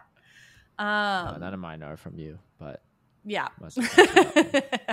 probably it's probably bad, but yes, this was another like 0 friendship trade, and unfortunately did not go as well the second time around. That's okay. We'll work on it. I thought you guys would be like best friends by now. I didn't realize 0 friendship. No, Kaz just removed me after that trade. I'm just kidding. I don't actually know. I might have removed her. I'm not sure, but it's You got patrons and stuff you got to worry about. That's fine. I got space for you now. It's all good. We good. You want me to open gifts, or should we keep it low for next time too? yeah. I probably won't open gifts from you deliberately. So the next time. Okay, that's fine. I won't either then. Yeah. I'm on the same page. I liked all the spooky segments they were doing on the cast with you guys. Yeah. Butters went a day early, so they recorded some extra segments with him too. What were the segments? I was busy all weekend, so I couldn't like hear him backstage either myself, but I saw him like holding a flashlight to his face. Yeah, I know he did one with like crowd people that was like poison type focused, because he was asking people for their toxic takes. And they were all throwing a Clodsire plushie around. Yeah. And then he did all those like pre-recorded segments of reading the Pokedex for entries for ghost types. And he had the flashlight like underneath, so it was like spooky story time. It was very funny. I think your cat's rubbing on the webcam. Yeah, we gotta get some ghost type Kaz's corners this month. I know. Yes, I definitely wanted to do one today, but then I've just been like so busy catching your up. cat's got like a mustache. It's like the Got Milk ads. Yeah, he's got a little. Wait, if they still Got Milk ads, your cat should definitely be in them. It's like perfect. Actually, I don't think they do those anymore. I know they got to bring it back, man. Yeah, but he's got a perfect little. Well, I love that your place is already decked out for Halloween and stuff, because you also have a black cat, which is perfect. You know? Oh yeah. I've got these like. I guess my calico cats kind of work too, because they're orange, black, and white. But I'm probably gonna be posting it to Twitter soon. But I have these like witch hats that are like hanging up across the kitchen, and my husband held the cat up to it so that it looks like he's wearing it. I did see that. It was so good. It was so good. That's pretty good. We really love Halloween in this house, so I always I have so many decorations. This isn't even like the worst room. If they there's so many things that need to happen for this to be possible, but if they ever make a Rowlet plushie with the hat, you should get it, and then you should also get just the hat and put on your cat too, so your cat can match the Rowlet. He would wear it for about 2 seconds. That's all you need for a photo, that's all you need. So definitely there's gonna be from now on, Kaz's Corner will be very spooky themed until we get into November. yeah All right, but okay, well that's anyway, so speaking of Louisville too, we had Loud Jeffs that won the whole thing. Caleb ate his words. It's true. That that Shadow Kanto Marowak came back to bite I didn't know it was you. going to be that good. I'm watching it back. I'm like, wait, why were people not using this before? It's nuts. It's wild. It probably because apparently they were listening to you. Alligator too. If you have shields up, it beats for alligator. Apparently, two shields. I think half the people don't have one. Is part of the problem. Yeah, but what about the people that do that didn't? I don't know. I guess it's just catching on now. But yeah, we have third place. And then you probably have the people that do like Caleb, who just transfer them because they don't like the IVs. I did not transfer. I got one. Okay, one. Let's be clear. I got one. Yeah, we had not one but two Shadow Kanto Marowaks on Lyle Jeff's and Nighttime Clasher. Well, we had 2 in the top 16, and both made it into the top 3 with one winning it. So. No, there were 3 because Trent had one. Yeah. Oh, sorry. The graphic is throwing me off because it's all the way on the right-hand side. Yeah, so we had that Clodsire. Yeah, so our top 3 was definitely a pillar of the accessibility concerns our game currently has. Yeah, because we got 2 Galarian Moltres. Yeah, first and third had Shadow Kanto Marowak, and second and third had Galarian Moltres. It's definitely some listen, concerns. After it was particularly frustrating after I feel like I had really gone out of my way all week to extend my incense for like hours at a time trying to get birds, like, and not getting a single one, and seeing, like, I kid you not, all of my opponents had one, all the people I was staying with in the hotel room had one. Like, it just seemed like everybody had access to this bird except for me. Except for I still had no dice as well. I don't think I did incense it quite as much as you did, but I didn't get any luck. I didn't see a single bird even. And for the record, they say that, like, you know, doing it during events, like the daily incense during events, is bad because you're overwhelmed with like the event spawns. And I've been doing it since that Galar event ended as well, and still like not a single bird. Yeah. I'm still just like real annoyed that they didn't actually increase the like spawn rate of the birds during the event. Yeah. Like, the birds were advertised as like, I mean, we talked about this last week, so I don't want to go too far down the rabbit hole again, but like they advertised it as those being a focal point of the event, and then they were like nowhere to be found. Not quite. But yeah, we have Loud Jess coming in first place. He ran Azumarill, Shadow Kanto Marowak, Toxapex, Malamar, Dugong, Shadow Drapion. Did he face a single person with the Ariados? Because this team is actually really weak to Ariados. There's nothing on his team that, like... He definitely battled Nighttime at some point, didn't he? He didn't. Did he? No, I don't think he did. He didn't. Oh, really? Yeah, the Ariados is super safe in his team. And no Rise? It has, like, a bunch of winning matchups, and it has Nighttime Clasher had the Ariados. Rise had the Ariados. Yeah, he didn't battle Rise either.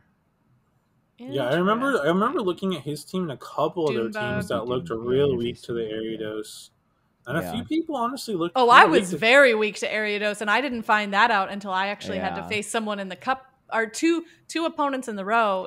Elam's team was super weak to Ariados too, and that's how Nighttime Clasher really took advantage of it too. And there was a few people that their teams looked kind of weak to Charjabug, to be honest, too. I think Ariados is probably better, but I think Charjabug could definitely be anti-meta as well.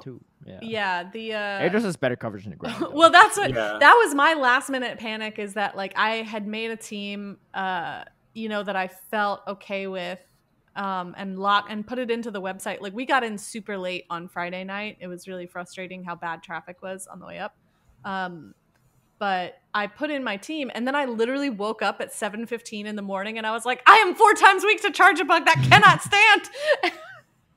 And I had Dugong on my team, and I replaced it with a Alolan Sandslash so that I wouldn't be 4 times weak to Charjabug. That helps with your Ariados too, though. Yeah, it does. It for sure does. That's very true. But I was still just not prepared for Ariados, and I didn't face one at all during the actual Play Pokemon series. But during the Cup on Sunday, two of my opponents back to back, like, both had one, and I just straight up had no way to address it. Seems that. Smart, I could not get Mandibuzz on it for the life of me. It's smart though, because like, there's a trend of people starting to shy away from Clodsire more and move to other grounds, whether it be like Quagsire, Gastrodon, Kanto Marowak, Diggersby, and like, even though Ariados doesn't like straight up win all of those necessarily, it has a lot more play because the Trailblaze is super effective into those versus only neutral versus the Claude. And then it gives you a nice like Malamar check, which is getting popular, stuff like that. It's definitely like the speed of it and the flexibility of it, I think, has made it sort of, if you're going to bring a bug, I think that it's a little more flexible than Charjabug. And flexibility seems to be a real key in this meta. Like, we see the rise of Shadow Drapion, we see the rise of Malamar, and I think that those are just some of the most flexible Pokemon to exist in the meta. compared to things, you know, like Azumarill, like Talonflame, even Toxapex to a certain extent, I don't feel like is as flexible, but it makes up for that in bulk. So yeah. But yeah, big congrats to Loud Jazz on that win. Third place. I thought it was interesting title. too, just comparing the day 1 versus day 2 usage. Yeah, they had Dunsparce was over 50% at number 1. Dunsparce and Clodsire were both above 50% on day 1, and those dropped down to like tied for like 11th place or something. Tied for 10th place, I think. I mean, we don't see a Dunsparce. Like, I'm just looking at the DracoViz site. I mean, and I only see 2 Dunsparce. One on Rise. Yeah. On his team. Yeah, he's the highest finishing Dunsparce. Exactly. And he came in, you know, and he tied for 5th, so. And then you had things like Toxapex and Diggersby, and also, which were lower in the day 1 usage and shot up towards the top 5 in day 2. Mm-hmm. Or even like Ariados that didn't make top usage in day 1 and was more on the lower end, but snuck its way into the top or into the day 2 usage. So it's just interesting that like there was definitely some Pokemon that were high usage in day 1 but didn't perform very well, and then some other Pokemon that were lower usage that like overperformed their usage. So it was just kind of interesting to look at that.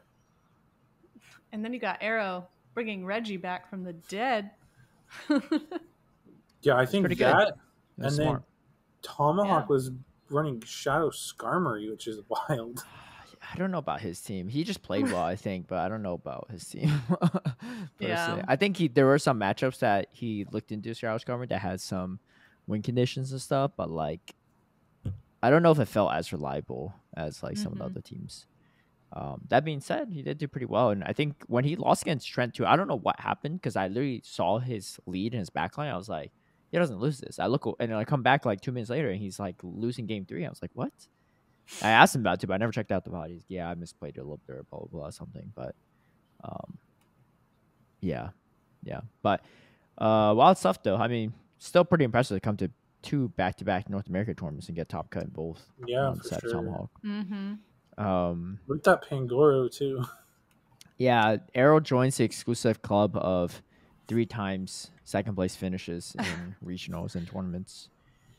Joined by comprised of me and Tomahawk, and then you could throw in Rubik's Master as well if you count his Worlds as a second place finish as well for a tournament. So, but I think Arrow took. I think if you combine how many like play Pokemon tournaments you and Tomahawk have done, that's how many it took Arrow to get there.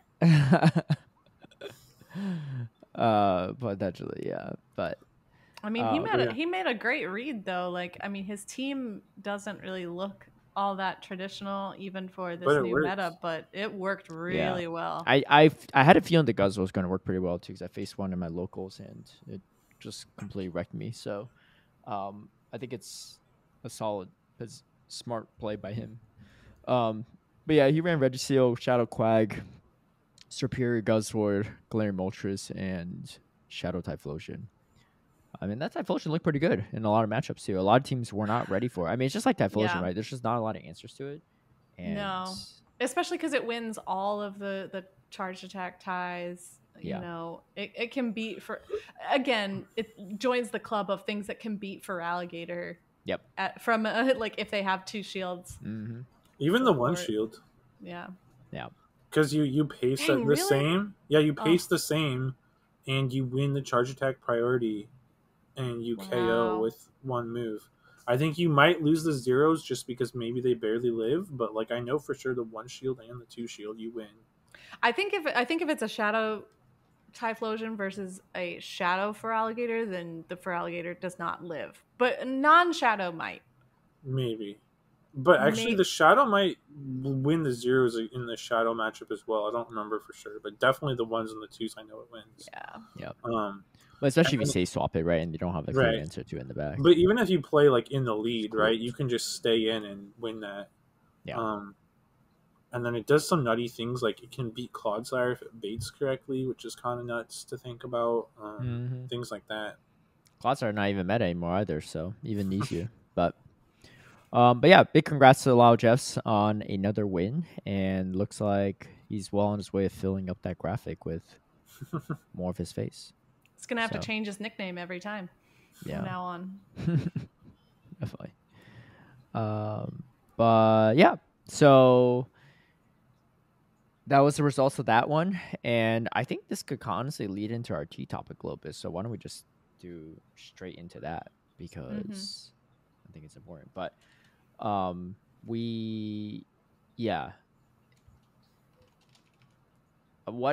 did you write this one, Tristan? Yeah, give me one sec though. Yeah.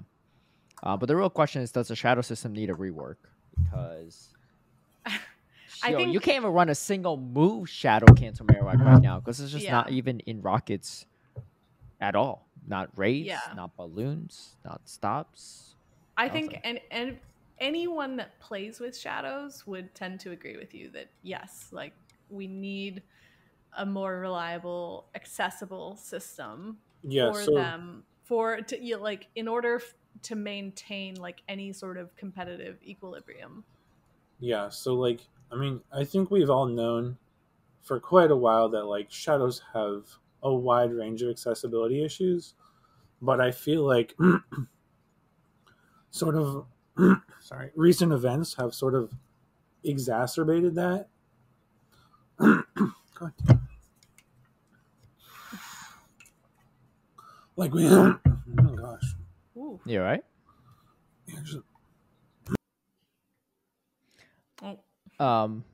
But yeah, no, I think as Tristan's clearing his throat a little bit too.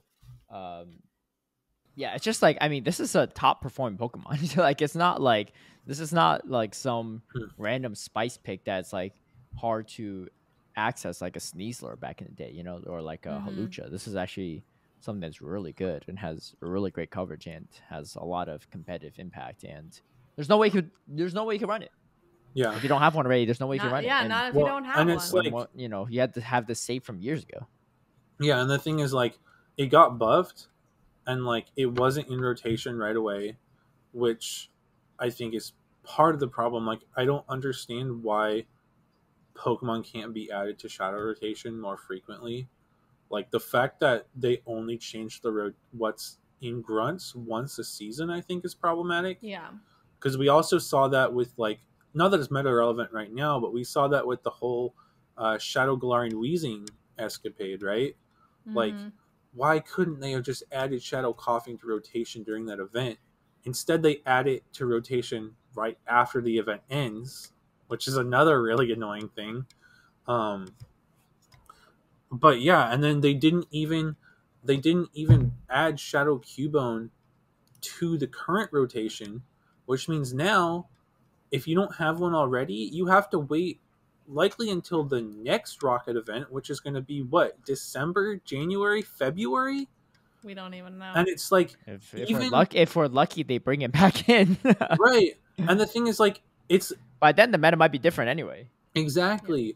And it's like them putting it in shadow raids wouldn't even help, because we can't even TM frustration until the next Rocket event.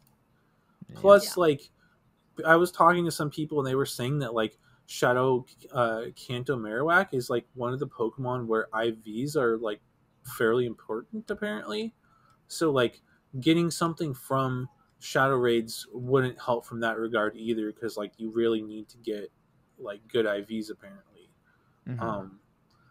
And so it's just like the whole system, I feel like, just needs some sort of a rework or update or something, because like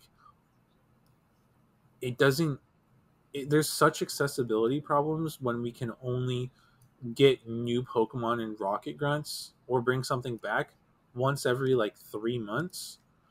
And also, why can we only TM frustration once every like 3 months? Like, I would love to see them, you know, maybe add things in midway, like, you know, a new season comes around.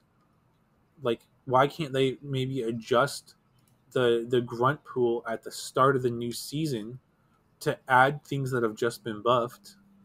Like I mean, I don't even know why it has to be like a very limited pool to begin with, you know? why can't we just sort of have rocket grunts that are almost like, you know, finding things in the wild? It's, yeah, we know what type it's going to be, but I feel like the problem with that is it makes it even harder to find what you're looking for. Because, like, there's been times where there's been, like, 5 different options for the water grunt or something, and there's only one that you want, and so you look for a bunch of water grunts and don't get what you want. So, like, personally, I'm okay with it being smaller if it's, like, tailored well, but, like, the whole system is just very frustrating. And yeah, but the problem is tailored well still means that there's going to be a lot left out. And I feel like that's generally where the frustration is just like from sheer accessibility, like not being able to access something for who knows how long. Yeah, you know? For sure.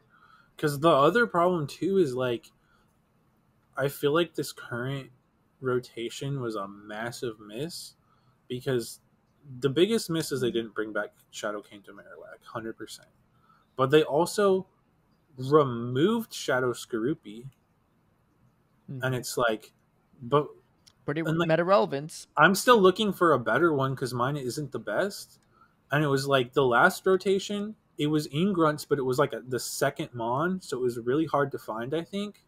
So I was hoping they would, like, make it more common, but they took it out completely. It was on 4 of the top 8 teams, including the winners team, too. Right.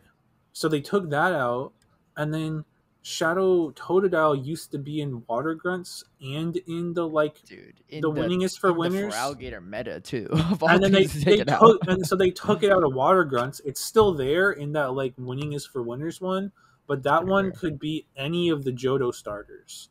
So, and that one is way less common than Water Grunts. So it's like they made Totodile less accessible. They took Skorupi out completely, and they didn't bring back the Marowak. And, like, the Marowak one is, like, exacerbated because, like, back in the day, they gave us that event to evolve for the Alolan Marowak, and so that was the only one that was good back then. So everyone evolved all of their ones or all their good ones to Shadow Alolan Marowak, and now the Kanto one's good, and they've still not brought it back. So, like, I don't know, like, exactly what the answer is, but, like, I think that Niantic really needs to, like, look long and hard at how the Shadow system works and come up with something better, whether that be, like, again, I don't, like, maybe just add some Pokemon into rotation throughout the season as needed, or maybe we need to see 2 Rocket events per season so that the rotation can shake up twice per season and there's more opportunities to TM frustration. But, like, there's just so many accessibility issues, and there's people that want to run some of these Pokemon and can't. And, like, again, a new player, if someone wanted to pick, like, if someone watched, like, any of these streams and wanted to pick up PvP right now, they wouldn't be able to get Shadow Drapion. They wouldn't be able to get the Shadow Kanto Marowak. It'd be hard to find the Feraligatr. And again, they wouldn't be able to TM those until probably January or February. Like, it's still problematic. At bare minimum, what should be done, and this is me speaking even as someone who doesn't use shadows, is that they should rotate the grunts more frequently. I think that that's, like, the least we could do to at least address some of these accessibility issues, is by having a more constant sort of rotation, so that people at least have the access. Yeah, I would agree with that. And, like, I think there's other things that I would love to see them do that could help. You know, I would love to see them on community days. If the community day Pokemon has a shadow, put that shadow in grunts for the entirety of the community day. I would love to see them increase the chances of TMing frustration. Maybe, again, have, like, 2 events per season instead of 1. Again, on the community day, maybe let us TM frustration off of just that community day Pokemon. I would also love to see them add bonuses for people at the Play Pokemon events to be able to TM frustration throughout the weekend if they're there. So that way, if you catch a cool shadow, you can show up and TM it and use it for the weekend so that you're not limited because it's like some people might only be able to go to like 1 or 2 events in a season, and maybe they really want to use their, brand new top IV shadow for Alligator, or they want to use this cool shadow that they like, or Kanto Marowak that's really good, but they're not able to TM Frustration off, and now, well, the next time they're going to a regionals in like 5 months, and by then the meta's changed and it's not good anymore or something. Like, I just think that there's a long way to go, and I really hope that Niantic will look at this shadow system and look to make some improvements here and there. For sure. Oh, but anyway, so we'll see what Niantic does moving forward. I mean, hopefully they're taking notes, and I think it'd be uncharacteristic of them to just suddenly add Kanto Marowak into Rocket stops before the next Rocket event. Mm-hmm. But bringing it into Rocket gyms or Rocket raids would not be completely like out of the question, and seems more doable for them. It'd be a step at least. Yeah. But again, you can't use it until next Rocket event anyway, and that's going to be the next GBL season. So it's still, yeah, you're right. I think things definitely need to be reworked in some respect there. Honestly, something I would love to see is being able to TM all frustration at official tournaments. Yeah, like regionals, internationals. Definitely. I think that'd be nice. I think that's another upgrade. Like good bare minimum sort of offering they could. And one other thing I would really like to see is let us trade shadows, please. Yeah, just that is so that you can't trade lucky. You can't lucky trade shadows. Easily done. Or make it so that you can't lucky trade shadows and they can't go lucky.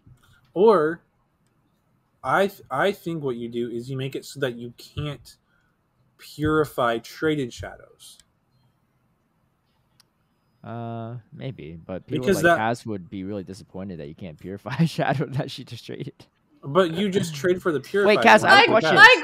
My grade. Wait, I have a question, Kaz. So if you had a shadow Kanto Marowak, you wouldn't use it? No. Even though it's significantly better than the non-shadow? No. Would you just purify it? Yeah. Do you have one purified? Yeah. Post it online. I don't know. Actually, I don't know if I have one that's purified. I have a non-shadow, non-purified that is built. Yeah. For Great League. I don't know if I hold on. But yeah, I just feel like being able to trade shadows would help with a lot of accessibility issues as well. Give you the chance to reroll IVs, and like some of these shadows are like good in Master League, and it's hard to get like the hundo or close to it. So if you could lucky trade it but not be able to purify it, because I understand the reason they took it away. Yeah.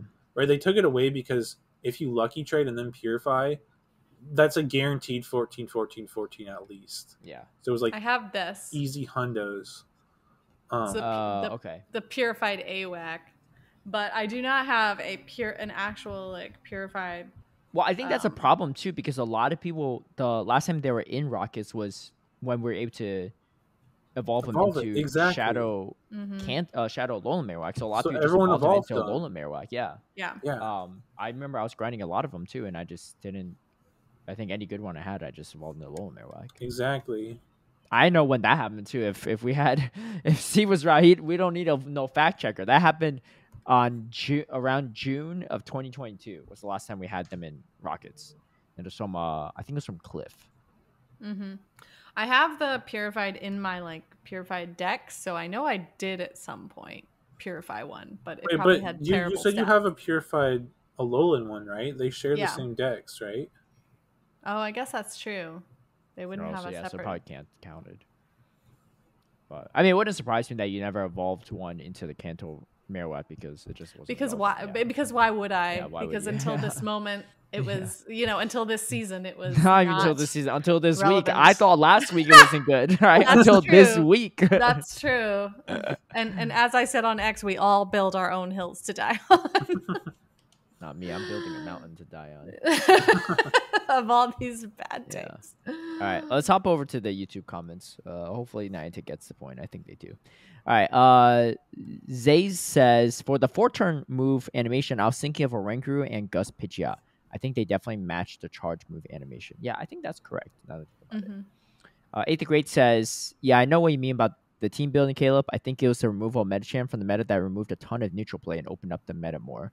Also, EC double points, you're welcome. Yeah, on the Kaz's corner. That's right.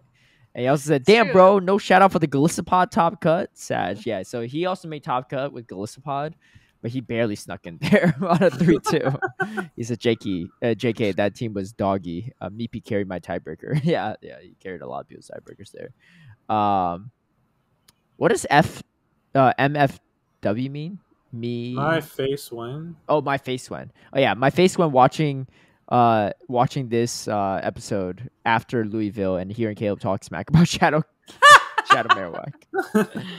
It's true. That's no, because that's how I realized it too. Because I was listening, I just listened back to him just for like quality assurance and pointing out any funny moments. And I heard that part in the end. I was like, wait, hold on. And I was listening to it on the plane right back. So I was just like, yeah, I was a little bit off the mark here. The timing of that is the funniest part. Like the episode we record the weekend before Lyle wins. Yeah, and then this episode we're talking about how good it is. Look. Best be ready. I might bring mine for the next tournament I attend. Just you wait. Rich Rank says Caleb needs an intervention about his need to turn everything into some sort of bet. What's the intervention? I'm trying to put people's money where their mouth is. I'm sorry. Do you want to make a bet on it? Yeah, I'll make a bet with you that it's not going to happen. We're going to keep it going. Oh, we did talk about last week about how many gyms would be at the event. Oh, yeah. And myself and Kaz counted it up. Do you all remember how many we said there were going to be? I think did Kaz say 3 and you said 4? I said 5. I know Steve said 6. Yeah. Let me see if I could look at last week's episode agenda. Maybe it was in there. Yeah, I think I said 4. I'm pretty sure, and Caleb said 3. Now my confusion was that I thought we were talking specifically about the sponsored one. Yes, so I said 3, Kaz said 4, Tristan said 5, and Steve said 6. Yeah. So I thought we were talking about just like the actual event sponsored gyms that were created for the event, not like all gyms in the surrounding area. Yeah, I guess we didn't really specify It's true. By my metric, I won, okay? There were 4 because there were 4 sponsored. The amount that you could actually reach from where I was 1. But you said the amount you could reach was different, right? When I was sitting in the stream area, I could reach 3. Well, I did say 3. But question you was, didn't also say that you had to be able. There. We also didn't have to be able to reach them. You just said number of gyms. How many gyms were there total? But that's the question too. What are you talking about? Like that you could remote raid into, that you could see on the map? Yeah, because I'm saying that you could 4? reasonably, because we're talking about like, is it worth it to get the ticket or not, right? So that you could reasonably I personally didn't finish all my tickets. I did, but that was you did over 14. Yes, because for the first half of the Mawile raid day, I was actually eating lunch outside of the event, so I was like a block away, and I could reach like more of the gyms there and gyms on the way back, and then gyms once I got there. So yeah, so I think like if you're actually at the event the whole time, then you wouldn't be able to finish the raid passes because you had were there more gyms that you could like walk to within like a 2-minute walk inside the venue sort of a deal, but not enough to do the 14 though, because there were gyms that were like right outside of the event venue, like things that were other businesses in the area. I know for a fact from the stream area there was like one other one I could reach, and if I went to like the other end of the convention center, I could reach like 2 other ones. I'll put it this way: I wasn't able to finish all mine within the 100 meters away to do a raid. Mm-hmm. So obviously, further than that I could see on the map, I probably would have been able to. Right, but you were also like busy working, so it's different. I hopped in some raids while. Right, look, I didn't have to tap. I saw you in some. No. My point, he's talking about this catch on the battle right now. He's in this raid. No. What I'm saying is like, if you're not working the event, you have the opportunity to walk like 2 minutes down the convention stall, still in the hall, and like reach another gym, sort of a deal. Oh, I know. What I'm saying is like from the general convention area, I still couldn't reach anything past like 100 meters. Like out of the ones I did, like all the ones I did were within 100 meters from me. Even though we were upstairs, like we weren't in a basement like some other venues that I've been to before, like the signal was still pretty was bad. actually. Oh really? I was gonna say it was No, solid. No, it wasn't. I was. For you me. were on the you were on the caster internet. No, there was a caster Wi-Fi for sure, but but I think the password is different this season. I had to get it set up later. But before I was even on the Wi-Fi, I had like 2 or 3 bars of data. Wasn't terrible at least. Mine, I don't know. Mine kept like my GPS was like not functioning because it kept throwing me back and forth and back. We're and forth. hatching them eggs. You should drop the. You should drop to Adventure Incense. You could have got some birds off that. If only I had incubators. No, I ran my incense when I was like walking to and from the event. Yeah. That's a black cat. I know, right? Like he blends in exactly with all. Yeah, he looks like part of the backdrop. It's perfect. But anyway, okay. So it's hard to say how many. It was definitely more than 3 sponsored gyms. Yes, I think sponsored gym wise, Kaz was correct. And then whatever the other 2, Steve. In my own mind, I am the winner. Yeah. But I think I specified that I could only reach 5 at the venue that were not sponsored included. Wait, 5 plus the sponsor gyms, or no, 5 total. 5 in total. Okay. Mm-hmm. Yeah, there was like 1 gym already there, I think, and 4 added gyms, but that was perfect. So it sounds like me or Kaz won, depending on how you define. Depending on how we define. Well, actually, going back to that YouTube comment, Rich Rank, there was no bet on this one, so he might be onto something. Yeah, let's start that intervention now. No need to turn it into a bet. We're just a little friendly banter was all that was. That's all that was. But anyway, I think we're gonna wrap it up here. I do have to dip in a little bit, but yeah, that's that. We have Lil, I think, right? Yes. Yeah. This upcoming weekend. Is there a Latin tournament or no? No, I think the next LATAM tournament is Buenos Aires, which is the weekend before LAIC. When's the next EU tournament? Because the next NA tournament isn't until after LAIC. It's Lil, right? Well, Lil. No. After Lil. Is there one? Gigantamax is November 2nd and 3rd. Okay. So there's one more EU one before Buenos Aires. I was trying to figure out like. And when is there's not a lot of tournaments in North America this year. When is Stuttgart? Is that? It's also in November, I think. Yeah. I think November 30th, December 1st. Okay. Yeah, because Europe doesn't have any tournaments in December because they have 2 in November, whereas NA has a tournament in November and December, but only 1 each. Yeah. Anyway, yeah, we'll see how that goes. We'll see, how some of this participation goes. I was talking to Tomahawk at this event, and he's pretty convinced that the numbers of participation would go up if we have Swiss. I personally don't know.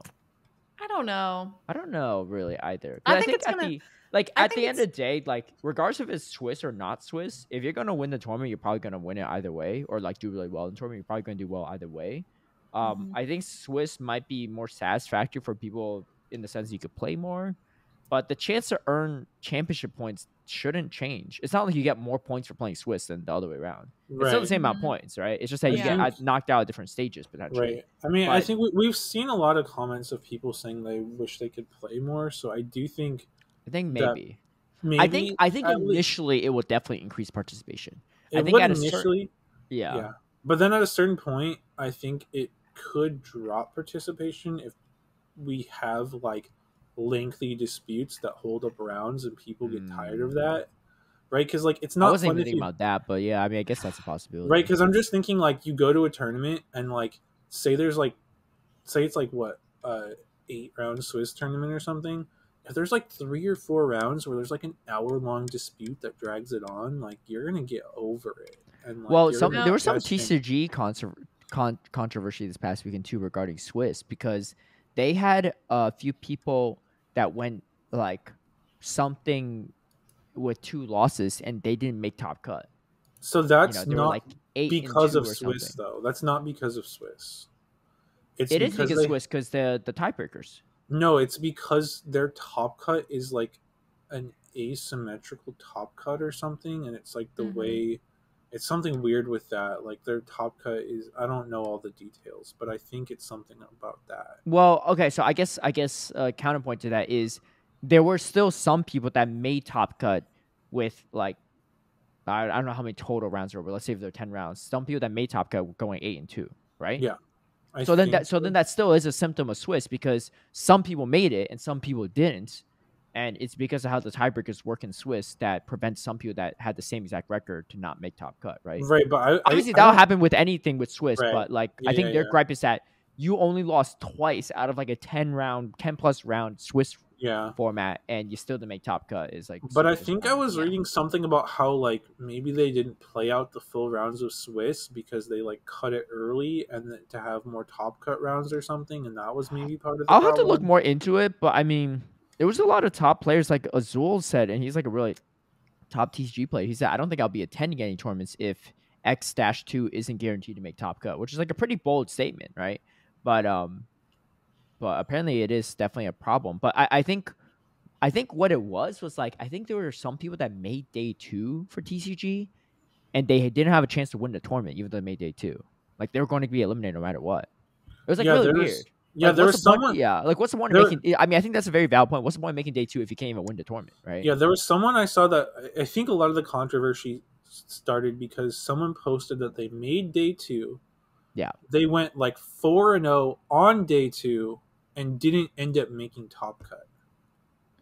So they were like, I played flawlessly in day 2, but still wasn't even able to make top cut. And like that's what part of the controversy was as well. Yeah. Anyway, so I don't know. I'm curious. I mean, obviously, at the end of the day, like I think this is just my own personal speculation, but I think there's like 0% chance we ever get Swiss this season, for sure. Yeah, it's just like way too much to overhaul the whole system, right? Like they've already laid it out in the beginning of the season and whatever. So, regardless of how badly people want Swiss, like you're gonna have to wait at least a year, right, for that to happen. Ultimately, I do think it comes down to more so, like you said, people just wanting to play more because some people coming into these tournaments. Obviously, there are a lot of very experienced players that have experience in getting scrims and reaching out to people and communities to draw from. But there's a lot of people coming in. I met a lot of people in the Go tournament who are playing for the very first time. And you have a lot of other people who are only sort of moderately experienced and, you know, don't necessarily have like the same way to reach out to people for practice. So ultimately, I think the biggest cry for the Swiss format comes from people that want to feel like they're actually getting more experience. Not necessarily that they have a better chance of like winning, right? But just the ability to play more at the thing you came and paid to do. Because people are saying they spend all this money on travel and hotel and they're only playing, I get it for sure. 2, 3, 4 rounds or something. I think what's more likely to happen is if they implement Swiss, I think it's the higher top ranked players that actually have bigger gripes with the situation, because there's going to be people that have similar records that don't that what do you call it?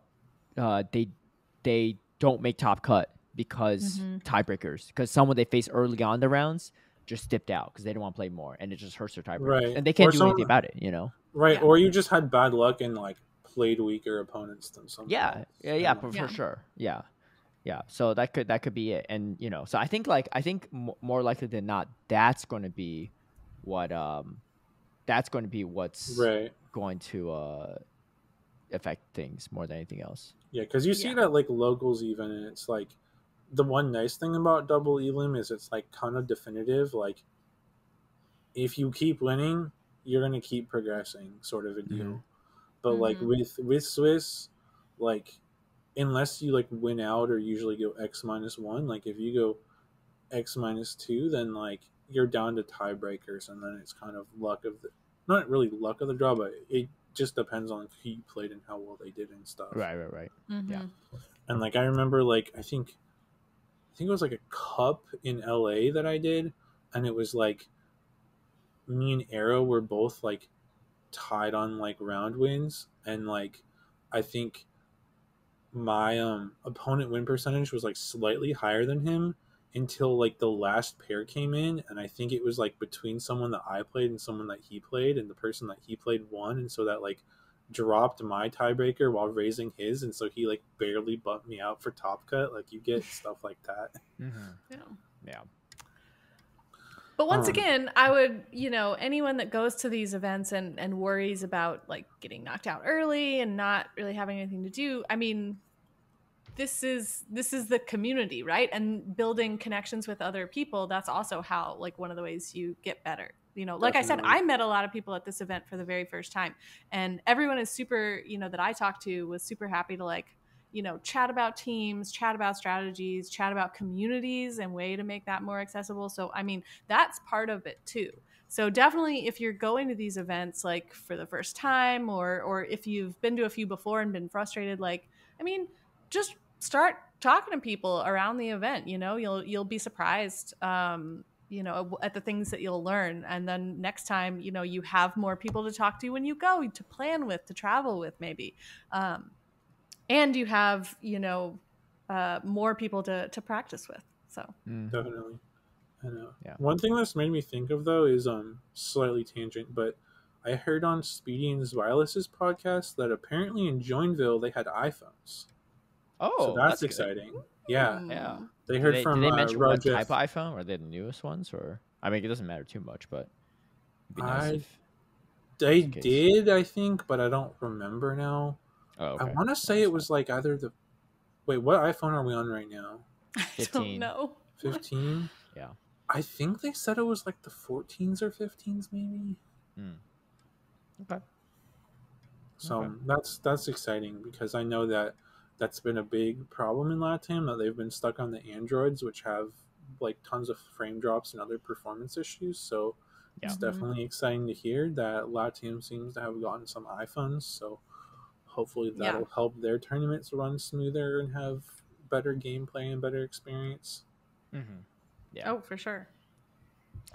Well, okay. Well, that's We'll see how it goes. Obviously, if you have feedback on it, feel free to, submit ideas to TPCI. But like I said, that probably won't change for this year anyway. But it was just an interesting comment that Atomic Hawk made, that I was like, I can see how like initially it would definitely bring in some more people, but I think over the grand scheme of things, I don't think it changes too much. I wouldn't say that's a major reason why VGC and TCG have a lot more participation than Go.